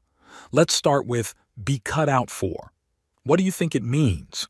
I think be cut out for means to have the right qualities, skills, or abilities for a particular task or job. You're absolutely right, Sarah. Be cut out for is used when someone possesses the necessary qualities or skills for a specific task or role. Now let's put it in a sentence. Imagine someone is very talented in playing the piano. How would you use be cut out for in a sentence? She's so talented with the piano, I think she's definitely cut out for a career in music. Perfect. Now let's talk about be down. What's your understanding of its meaning? I think be down means to feel sad or upset about something. You've got it, Sarah. Be down is used when someone is feeling sad or upset. Here's a scenario. Your friend seems unhappy and you want to express your concern. How would you use be down in a sentence? I noticed my friend has been quiet and not himself lately. I think he might be down about something. Great job, Sarah. Now let's move on to be down to. What do you think that one means? I think be down to means to be willing or prepared to do something, like agreeing to participate in an activity or agreeing to do a task. Exactly, Sarah. Be down to is used when someone is willing or prepared to do something. Here's a scenario. Your friends are planning a weekend camping trip, and they want to know if you're willing to join. How would you use be down to in a sentence? I'm definitely down to go camping with you guys this weekend. It sounds like a lot of fun. Perfect, Sarah. You're doing a great job. Now let's put your knowledge to the test with a scenario. Imagine you're discussing career options with a friend and you mention that you love working with children. I'd say, I've always enjoyed spending time with kids, so I think I might be cut out for a career in education. Great usage of be cut out for in that sentence, Sarah. Now let's try another one. Your friend suggests going on a road trip and they want to know if you're interested. I'd say, I'm definitely down to go on a road trip with you. It sounds like a fantastic adventure. Wonderful. You've used be down to correctly in that sentence. It's clear that you're making great progress with these phrasal verbs. Keep practicing, and you'll become even more comfortable using them in your conversations. Thank you, Mr. Davis. Learning these phrasal verbs has been a lot of fun, and I can see how they can be really helpful in everyday situations.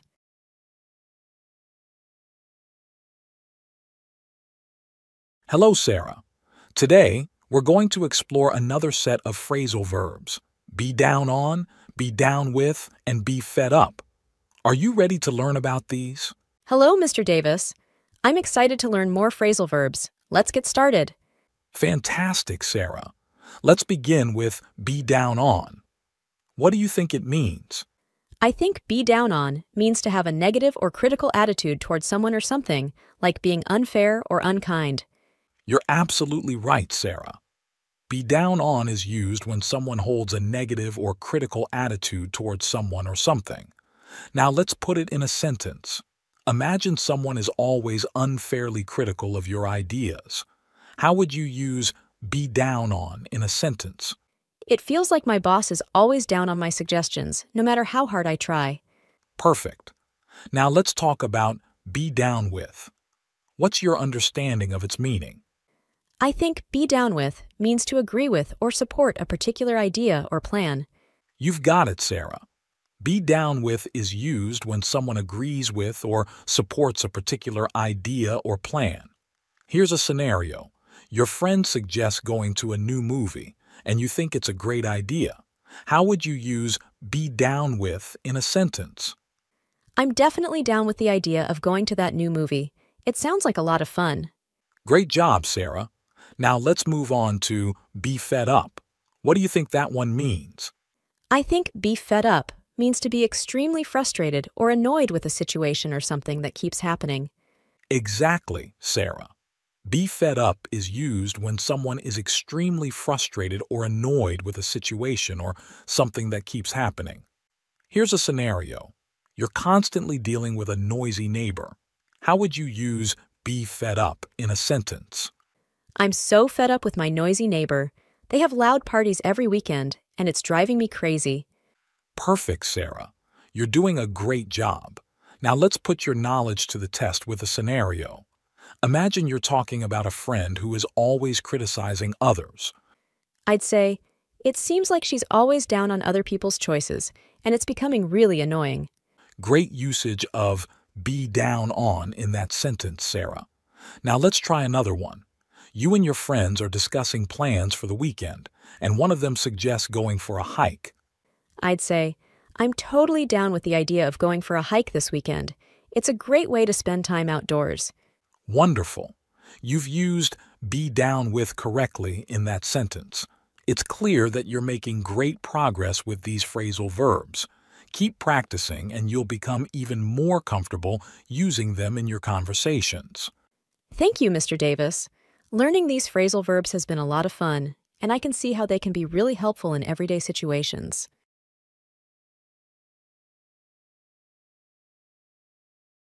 Hello, Sarah. Today we're going to explore another set of phrasal verbs. Be in for, be in on, and be on about. Are you ready to learn about these? Hello, Mr. Davis. I'm excited to learn more phrasal verbs. Let's get started. Wonderful, Sarah. Let's start with be in for. What do you think it means? I think be in for means to expect or be in a situation where something, usually not great, is going to happen. You're absolutely right, Sarah. Be in for is used when someone expects or is likely to experience something, often something not very pleasant. Now, let's put it in a sentence. Imagine you're outside and you see dark clouds gathering in the sky. How would you use be in for in a sentence? Looks like rain is coming. We're in for a storm later today. Perfect. Now let's talk about be in on. What's your understanding of its meaning? I think be in on means to be included or participate in something, like being a part of a plan or secret. You've got it, Sarah. Be in on is used when someone is included or participates in something, often a plan or a secret. Here's a scenario. Your friends are planning a surprise party for someone, and they want to know if you'd like to help.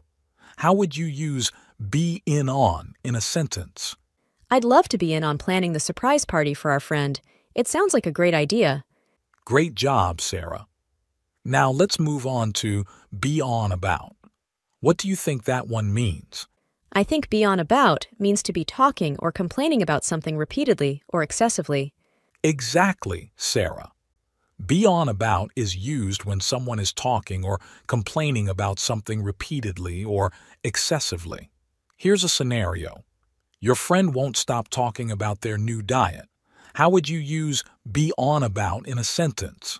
My friend is constantly on about their new diet. They won't stop talking about it. Perfect, Sarah. You're doing a great job. Now let's put your knowledge to the test with a scenario. Imagine you're discussing a new action movie with a friend, and they mention that it's going to be really exciting. I'd say, I heard the new action movie is going to be filled with thrilling stunts and intense scenes. I think we're in for an exciting time. Great usage of be in for in that sentence, Sarah. Now let's try another one. Your friends are planning a surprise party for someone, and they want to know if you'd like to help. I'd say, I'd be delighted to be in on planning the surprise party. I can't wait to make it special. Wonderful. You've used be in on correctly in that sentence. It's clear that you're making great progress with these phrasal verbs.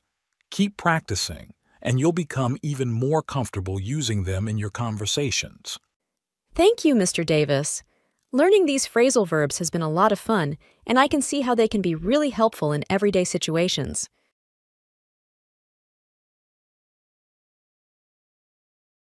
Hello, Sarah. Today, we're going to explore another set of phrasal verbs. Be on to, be out for, and be there for. Are you ready to learn about these? Hello, Mr. Davis. I'm excited to learn more phrasal verbs. Let's get started. Great enthusiasm, Sarah. Let's begin with be on to. What do you think it means? I think be on to means to discover or figure out something, especially something hidden or not obvious. You're absolutely right, Sarah. Be on to is used when someone discovers or figures out something, especially something hidden or not obvious. Now, let's put it in a sentence. Imagine you solve a difficult puzzle, How would you use be on to in a sentence? After a lot of effort, I finally solved the puzzle and was on to the hidden clue. Perfect. Now let's talk about be out for. What's your understanding of its meaning? I think be out for means to be actively seeking or pursuing something, often with a specific goal in mind. You've got it, Sarah. Be out for is used when someone is actively seeking or pursuing something, often with a specific goal in mind. Here's a scenario. Your friend has been actively looking for a new job. How would you use be out for in a sentence? My friend has been sending out job applications every day. It's clear she's out for a new career opportunity. Great job, Sarah. Now let's move on to be there for. What do you think that one means? I think be there for means to provide support or assistance to someone, especially in times of need or difficulty. Exactly, Sarah. Be there for is used when someone provides support or assistance to someone, especially during challenging times. Here's a scenario. Your friend is going through a tough period in their life and you want to offer your support. How would you use be there for in a sentence? I want my friend to know that I'm here for them during this difficult time. I'll support them in any way I can. Perfect, Sarah. You're doing a great job. Now let's put your knowledge to the test with a scenario. Imagine you're discussing a friend who has been actively trying to uncover a mystery. I'd say, my friend has been researching the mystery for weeks, and I think she might be onto something. She's making progress. Great usage of be on to in that sentence, Sarah. Now let's try another one. Your friend is determined to excel in their upcoming exam. I'd say, my friend has been studying tirelessly, and it's clear he's out for success in his exam. He's really committed. Wonderful. You've used be out for correctly in that sentence. It's clear that you're making great progress with these phrasal verbs. Keep practicing, and you'll become even more comfortable using them in your conversations. Thank you, Mr. Davis. Learning these phrasal verbs has been a lot of fun, and I can see how they can be really helpful in everyday situations.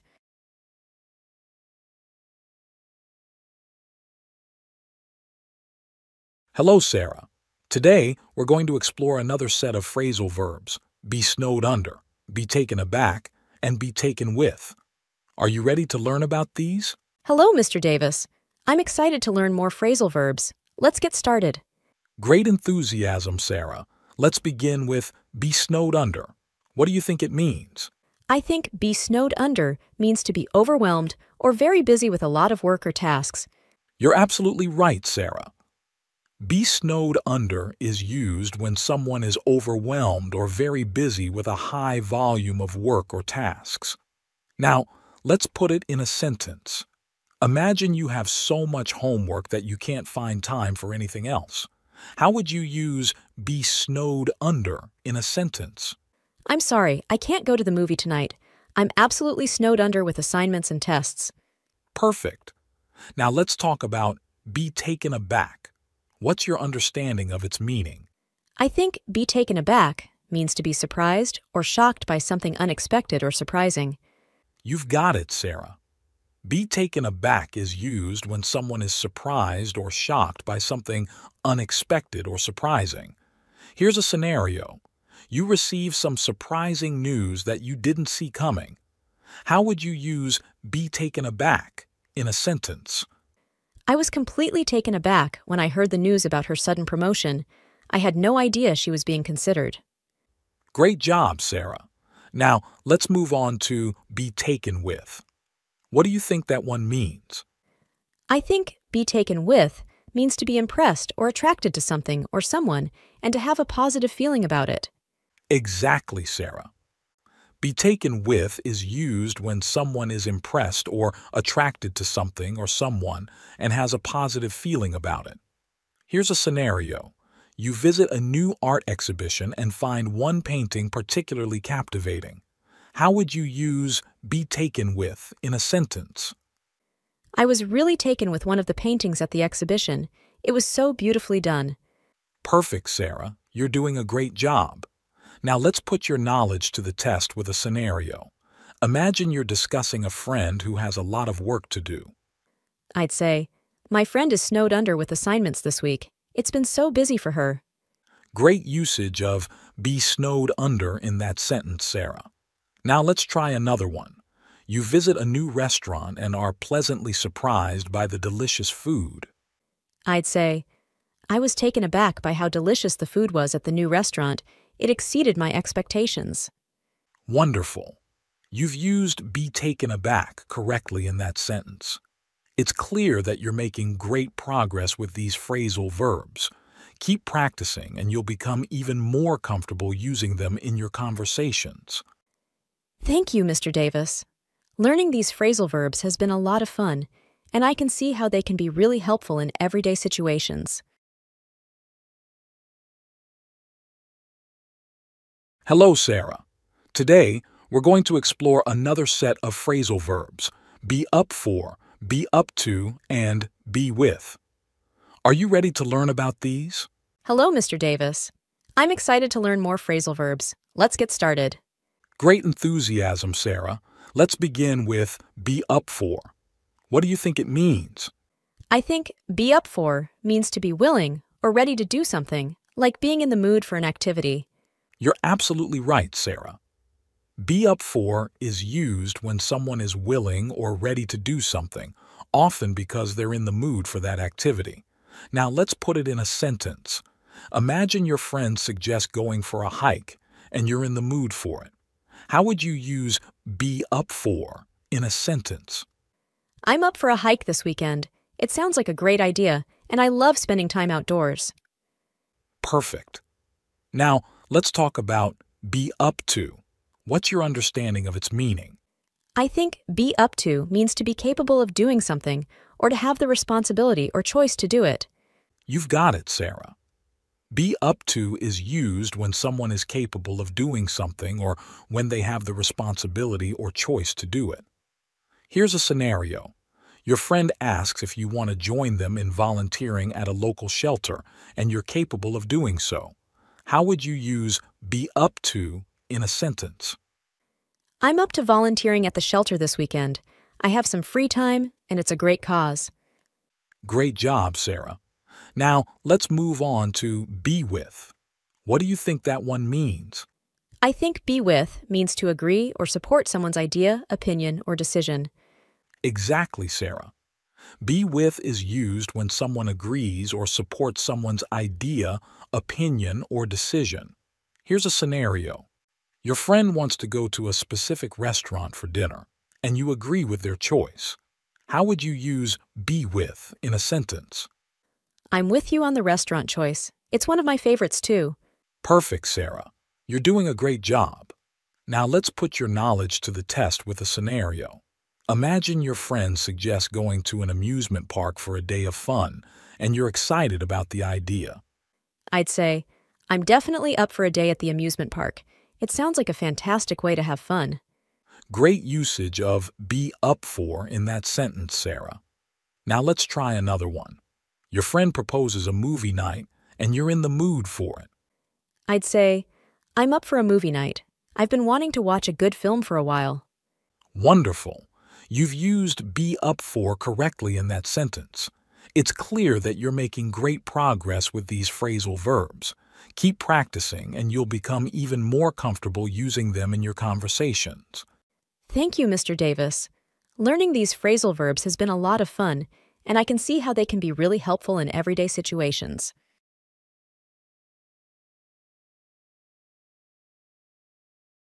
Hello, Sarah.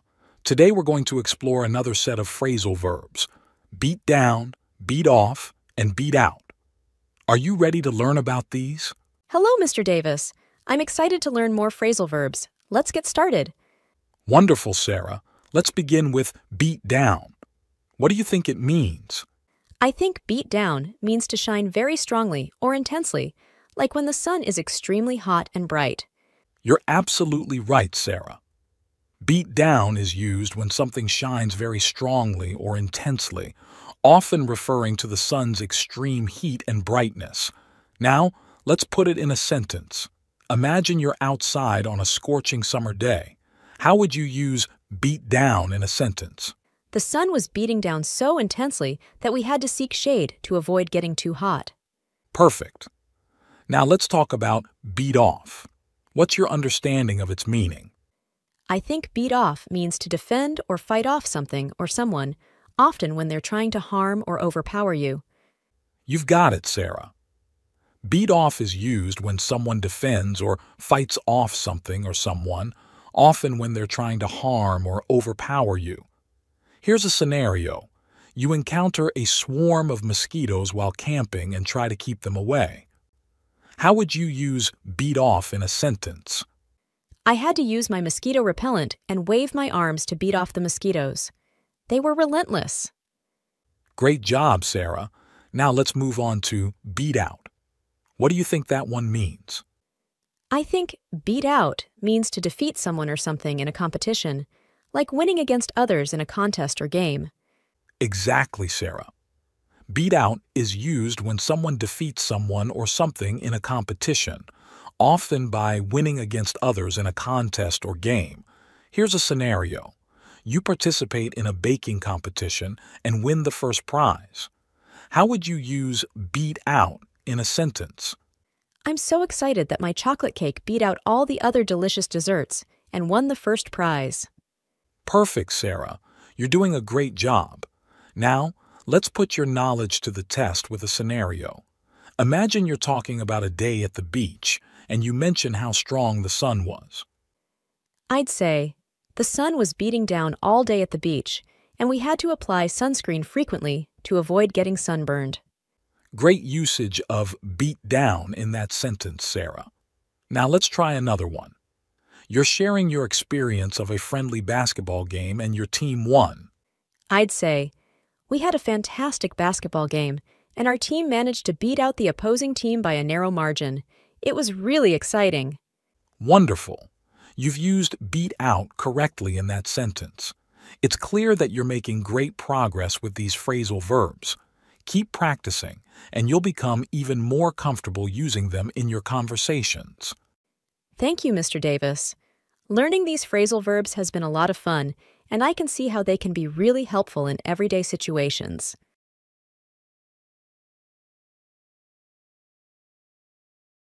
Hello, Sarah. Today, we're going to explore another set of phrasal verbs: beat up, beat into, and beat the clock. Are you ready to learn about these? Hello, Mr. Davis. I'm excited to learn more phrasal verbs. Let's get started. Wonderful, Sarah. Let's begin with beat up. What do you think it means? I think beat up means to physically harm or injure someone by hitting them repeatedly. You're absolutely right, Sarah. Beat up is used when someone physically harms or injures someone by hitting them repeatedly. Now let's put it in a sentence. Imagine a schoolyard bully has physically harmed another student. How would you use beat up in a sentence? I can't believe the bully beat up that poor student. It's unacceptable. Perfect. Now, let's talk about beat into. What's your understanding of its meaning? I think beat into means to repeatedly teach or drill something into someone's mind until they understand it well or remember it. You've got it, Sarah. Beat into is used when someone repeatedly teaches or drills something into someone's mind until they understand it well or remember it. Here's a scenario. Your math teacher repeatedly explains a difficult concept until you finally grasp it. How would you use beat into in a sentence? My math teacher beat that challenging concept into my head until I finally understood it. It took a while, but I got it. Great job, Sarah. Now, let's move on to beat the clock. What do you think that one means? I think beat the clock means to complete a task or an activity within a limited amount of time, often just before a deadline. Exactly, Sarah. Beat the clock is used when someone completes a task or an activity within a limited amount of time, often just before a deadline. Here's a scenario. You finish a project just before it's due. How would you use beat the clock in a sentence? I managed to beat the clock and finish the project right before the deadline. It was a close call. Perfect, Sarah. You're doing a great job. Now let's put your knowledge to the test with a scenario. Imagine you're discussing a basketball game where one team won at the last second. I'd say, it was an intense basketball game, and the winning team managed to beat the clock with a last-second shot. It was an incredible finish. Great usage of beat the clock in that sentence, Sarah. Now let's try another one. You're sharing a story about a friend who helped you understand a difficult subject. I'd say, my friend really helped me by beating that challenging subject into my head. I'm grateful for their patience and explanations. Wonderful. You've used beat into correctly in that sentence. It's clear that you're making great progress with these phrasal verbs. Keep practicing and you'll become even more comfortable using them in your conversations. Thank you, Mr. Davis. Learning these phrasal verbs has been a lot of fun, and I can see how they can be really helpful in everyday situations.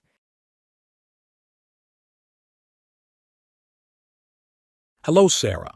Today we're going to explore another set of phrasal verbs: blow away, blow down, and blow off. Are you ready to learn about these? Hello, Mr. Davis. I'm excited to learn more phrasal verbs. Let's get started.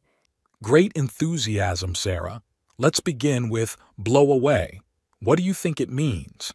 I think blow away means to impress or astonish someone with something amazing or extraordinary. You're absolutely right, Sarah. Blow away is used when someone is impressed or astonished by something amazing or extraordinary. Now let's put it in a sentence. Imagine you watched a movie that was so incredible it left you speechless. How would you use blow away in a sentence? That movie completely blew me away with its stunning visuals and gripping story. I couldn't believe how good it was. Perfect. Now let's talk about blow down. What's your understanding of its meaning? I think blow down means to cause something, like a tree or a structure, to fall over due to strong winds or a powerful force. You've got it, Sarah. Blow down is used when something, like a tree or a structure, falls over due to strong winds or a powerful force. Here's a scenario. After a severe storm, you see several trees lying on the ground. How would you use blow down in a sentence? The strong winds during the storm managed to blow down many trees in our neighborhood. It's going to take a while to clean up. Great job, Sarah. Now let's move on to blow off. What do you think that one means?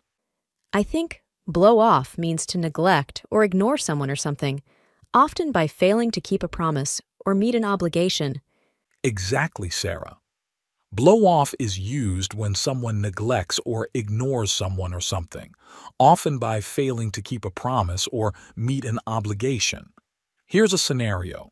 Your friend repeatedly cancels plans to meet up. How would you use blow off in a sentence? I'm starting to feel like my friend is blowing me off. We've made plans several times, but they always cancel at the last minute. Perfect, Sarah. You're doing a great job. Now let's put your knowledge to the test with a scenario. Imagine you're discussing a recent concert you attended, and it was a phenomenal experience. I'd say, the concert last night completely blew me away. The music, the lights, and the atmosphere were all incredible. Great usage of blow away in that sentence, Sarah. Now let's try another one. You're talking about a neighbor's tall tree that fell over in a recent storm. I'd say, our neighbor's tall tree got blown down during the storm. It's a shame to see it lying on the ground. Wonderful. You've used blow down correctly in that sentence. It's clear that you're making great progress with these phrasal verbs. Keep practicing and you'll become even more comfortable using them in your conversations. Thank you, Mr. Davis. Learning these phrasal verbs has been a lot of fun, and I can see how they can be really helpful in everyday situations.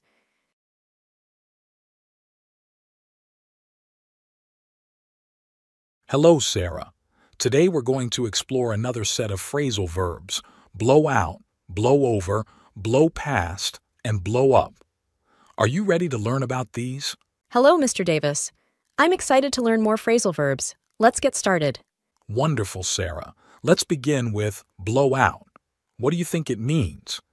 I think blow out means to extinguish or put out something, like a candle, with a strong puff of air. You're absolutely right, Sarah. Blow out is used when someone extinguishes or puts out something like a candle with a strong puff of air. Now, let's put it in a sentence. Imagine you're at a birthday party and you blow out the candles on your cake. How would you use blow out in a sentence? I made a wish and then blew out the candles on my birthday cake. It's a fun tradition. Perfect. Now let's talk about blow over. What's your understanding of its meaning? I think blow over means for a situation or problem to pass or resolve over time, especially when it was causing tension or conflict. You've got it, Sarah. Blow over is used when a situation or problem passes or resolves over time, especially when it was causing tension or conflict. Here's a scenario. There was an argument among your friends, but it gradually resolved. How would you use blow over in a sentence? The argument among our friends has finally blown over, and now we're getting along again. Great job, Sarah. Now let's move on to blow past. What do you think that one means? I think blow past means to move quickly and easily past something or someone, often in a race or competition. Exactly, Sarah. Blow past is used when someone moves quickly and easily past something or someone, often in a race or competition. Here's a scenario. In a running race, one athlete sprints ahead of the others. How would you use blow past in a sentence? During the race, he suddenly found an extra burst of energy and blew past the other runners to win. Perfect, Sarah. Now let's talk about blow up. What's your understanding of its meaning? I think blow up means to explode or burst, often referring to something like a balloon or an object filled with air. You're absolutely right, Sarah. Blow up is used when something explodes or bursts, often referring to something like a balloon or an object filled with air. Here's a scenario. You're at a party and a balloon suddenly pops. How would you use blow up in a sentence? The balloon blew up with a loud pop, surprising everyone at the party. Great job, Sarah. You're doing a great job with these phrasal verbs. Now let's put your knowledge to the test with a scenario. Imagine you're talking about a recent argument among your friends that has now settled. I'd say, the argument between my friends has finally blown over. They're all back to being friendly with each other.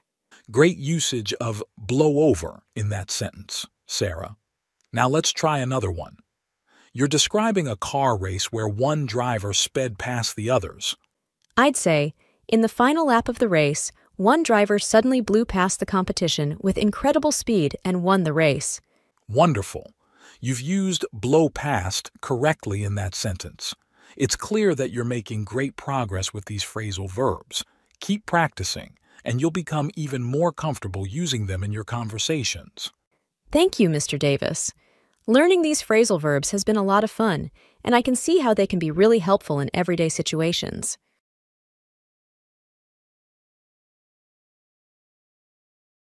Hello, Sarah.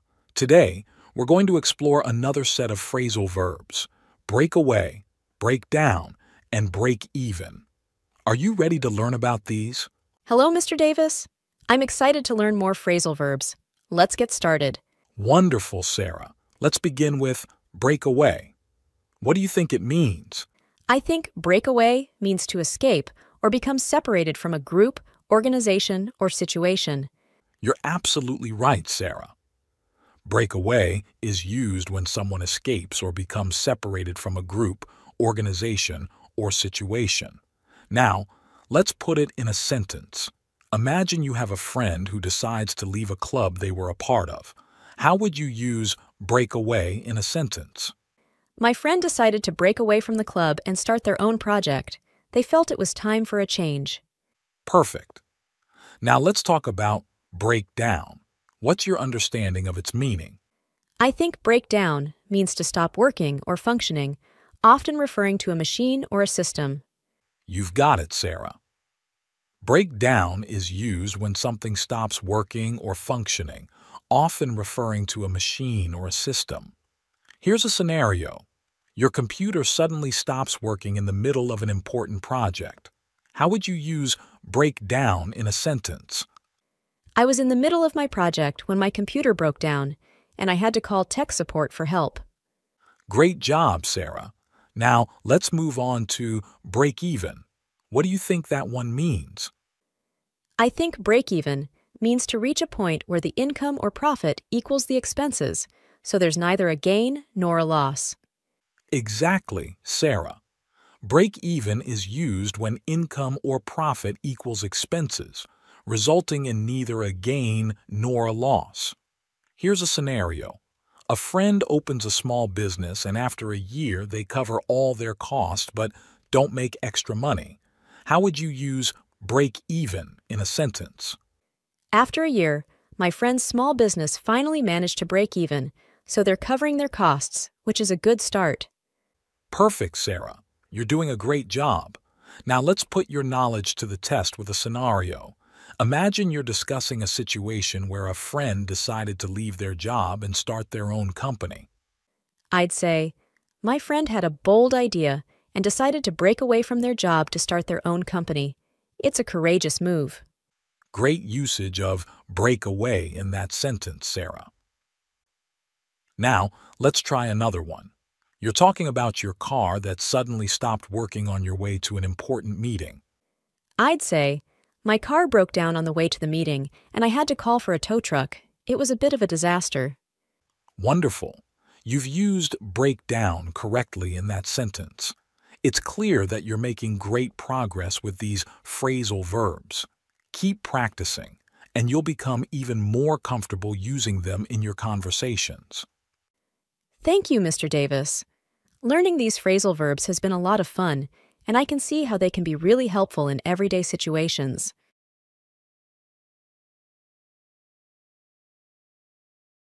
Hello, Sarah. Today, we're going to explore another set of phrasal verbs: break in, break off, and break into. Are you ready to learn about these? Hello, Mr. Davis. I'm excited to learn more phrasal verbs. Let's get started. Wonderful, Sarah. Let's begin with break in. What do you think it means? I think break in means to enter a building or place, especially illegally or without permission.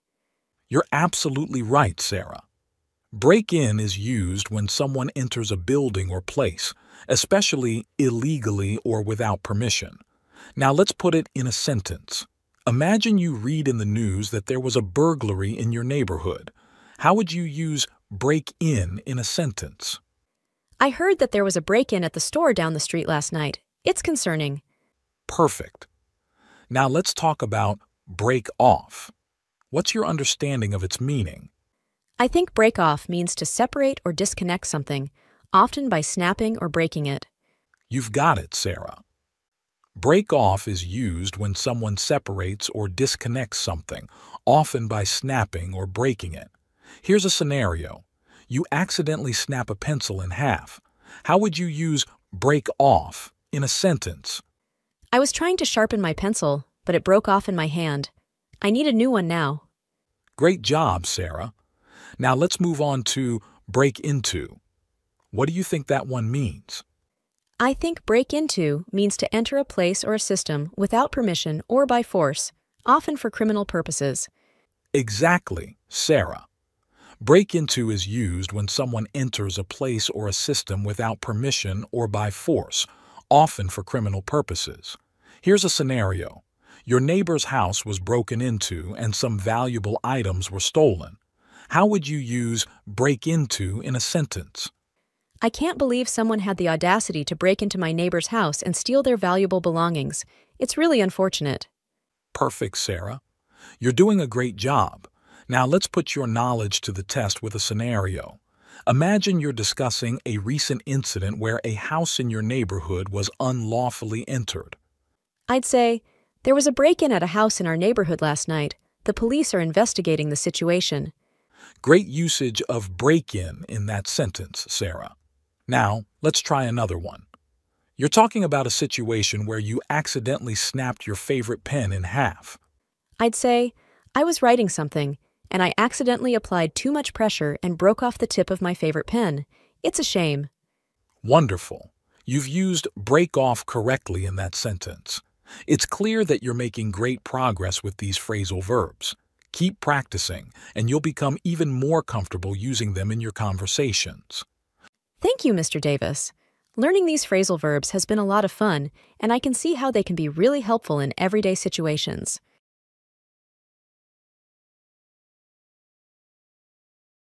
Hello, Sarah. Today, we're going to explore another set of phrasal verbs: break out, break through, and break up. Are you ready to learn about these? Hello, Mr. Davis. I'm excited to learn more phrasal verbs. Let's get started. Great enthusiasm, Sarah. Let's begin with break out. What do you think it means? I think break out means to start suddenly or to escape, especially referring to a situation, a conflict, or an illness. You're absolutely right, Sarah. Break out is used when something starts suddenly or when someone escapes, especially referring to a situation, a conflict, or an illness. Now let's put it in a sentence. Imagine a sudden fire occurs in a building. How would you use break out in a sentence? A fire broke out in the building, and everyone had to evacuate quickly. It was a terrifying experience. Perfect. Now let's talk about break through. What's your understanding of its meaning? I think breakthrough means to overcome a barrier, obstacle, or challenge, often by finding a solution or making progress. You've got it, Sarah. Breakthrough is used when someone overcomes a barrier, obstacle, or challenge, often by finding a solution or making progress. Here's a scenario. You were struggling with a difficult math problem, but you finally solved it. How would you use breakthrough in a sentence? I was stuck on that math problem for a while, but I finally managed to break through and find the solution. It was such a relief. Great job, Sarah. Now let's move on to break up. What do you think that one means?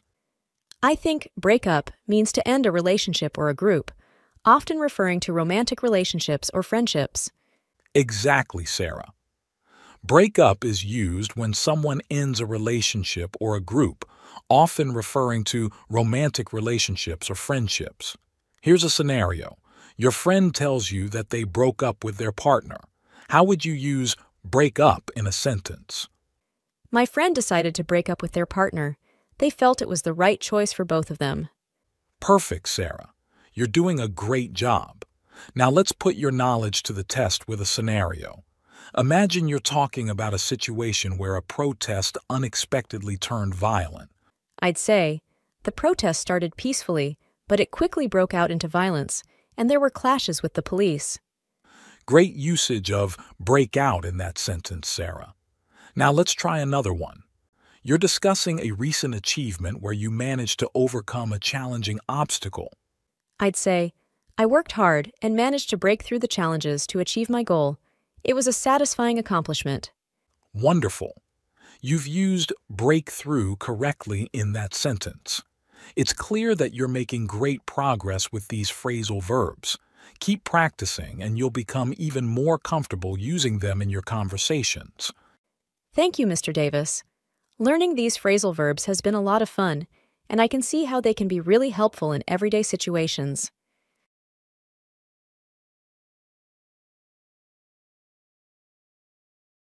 Hello, Sarah. Today we're going to explore another set of phrasal verbs: bring about, bring along, and bring around. Are you ready to learn about these? Hello, Mr. Davis. I'm excited to learn more phrasal verbs. Let's get started. Wonderful, Sarah. Let's begin with bring about. What do you think it means? I think bring about means to cause or make something happen, like initiating a change or an event. You're absolutely right, Sarah. Bring about is used when someone causes or makes something happen, often by initiating a change or an event. Now let's put it in a sentence. Imagine a group of people working together to bring about positive changes in their community. How would you use bring about in a sentence? The group of volunteers worked tirelessly to bring about positive changes in our community, from cleaning up parks to organizing events. Perfect. Now let's talk about bring along. What's your understanding of its meaning? I think bring along means to take someone or something with you when you go somewhere. You've got it, Sarah. Bring along is used when someone takes someone or something with them when they go somewhere. Here's a scenario. Your friend invites you to a picnic and asks if you can bring some snacks. How would you use bring along in a sentence? Sure, I can bring along some sandwiches and fruit for the picnic. It sounds like a great idea. Great job, Sarah. Now, let's move on to bring around. What do you think that one means? I think bring around means to persuade or convince someone to change their opinion or attitude. Exactly, Sarah. Bring around is used when someone persuades or convinces someone to change their opinion or attitude. Here's a scenario. You have a friend who was initially against the idea of volunteering, but you convinced them to join. How would you use bring around in a sentence? At first, my friend was hesitant to volunteer, but I managed to bring them around by explaining how fulfilling the experience could be. Perfect, Sarah. You're doing a great job. Now, let's put your knowledge to the test with a scenario. Imagine you're discussing a situation where a group of determined individuals initiated positive changes in your neighborhood. I'd say, a group of dedicated individuals brought about remarkable changes in our neighborhood, from planting trees to creating community programs. Great usage of bring about in that sentence, Sarah. Now, let's try another one. You're talking about a recent outing where you took some snacks to share with your friends. I'd say, for our outing, I brought along some delicious snacks to enjoy with my friends. It made the day even more enjoyable. Wonderful. You've used bring along correctly in that sentence. It's clear that you're making great progress with these phrasal verbs. Keep practicing, and you'll become even more comfortable using them in your conversations. Thank you, Mr. Davis. Learning these phrasal verbs has been a lot of fun, and I can see how they can be really helpful in everyday situations.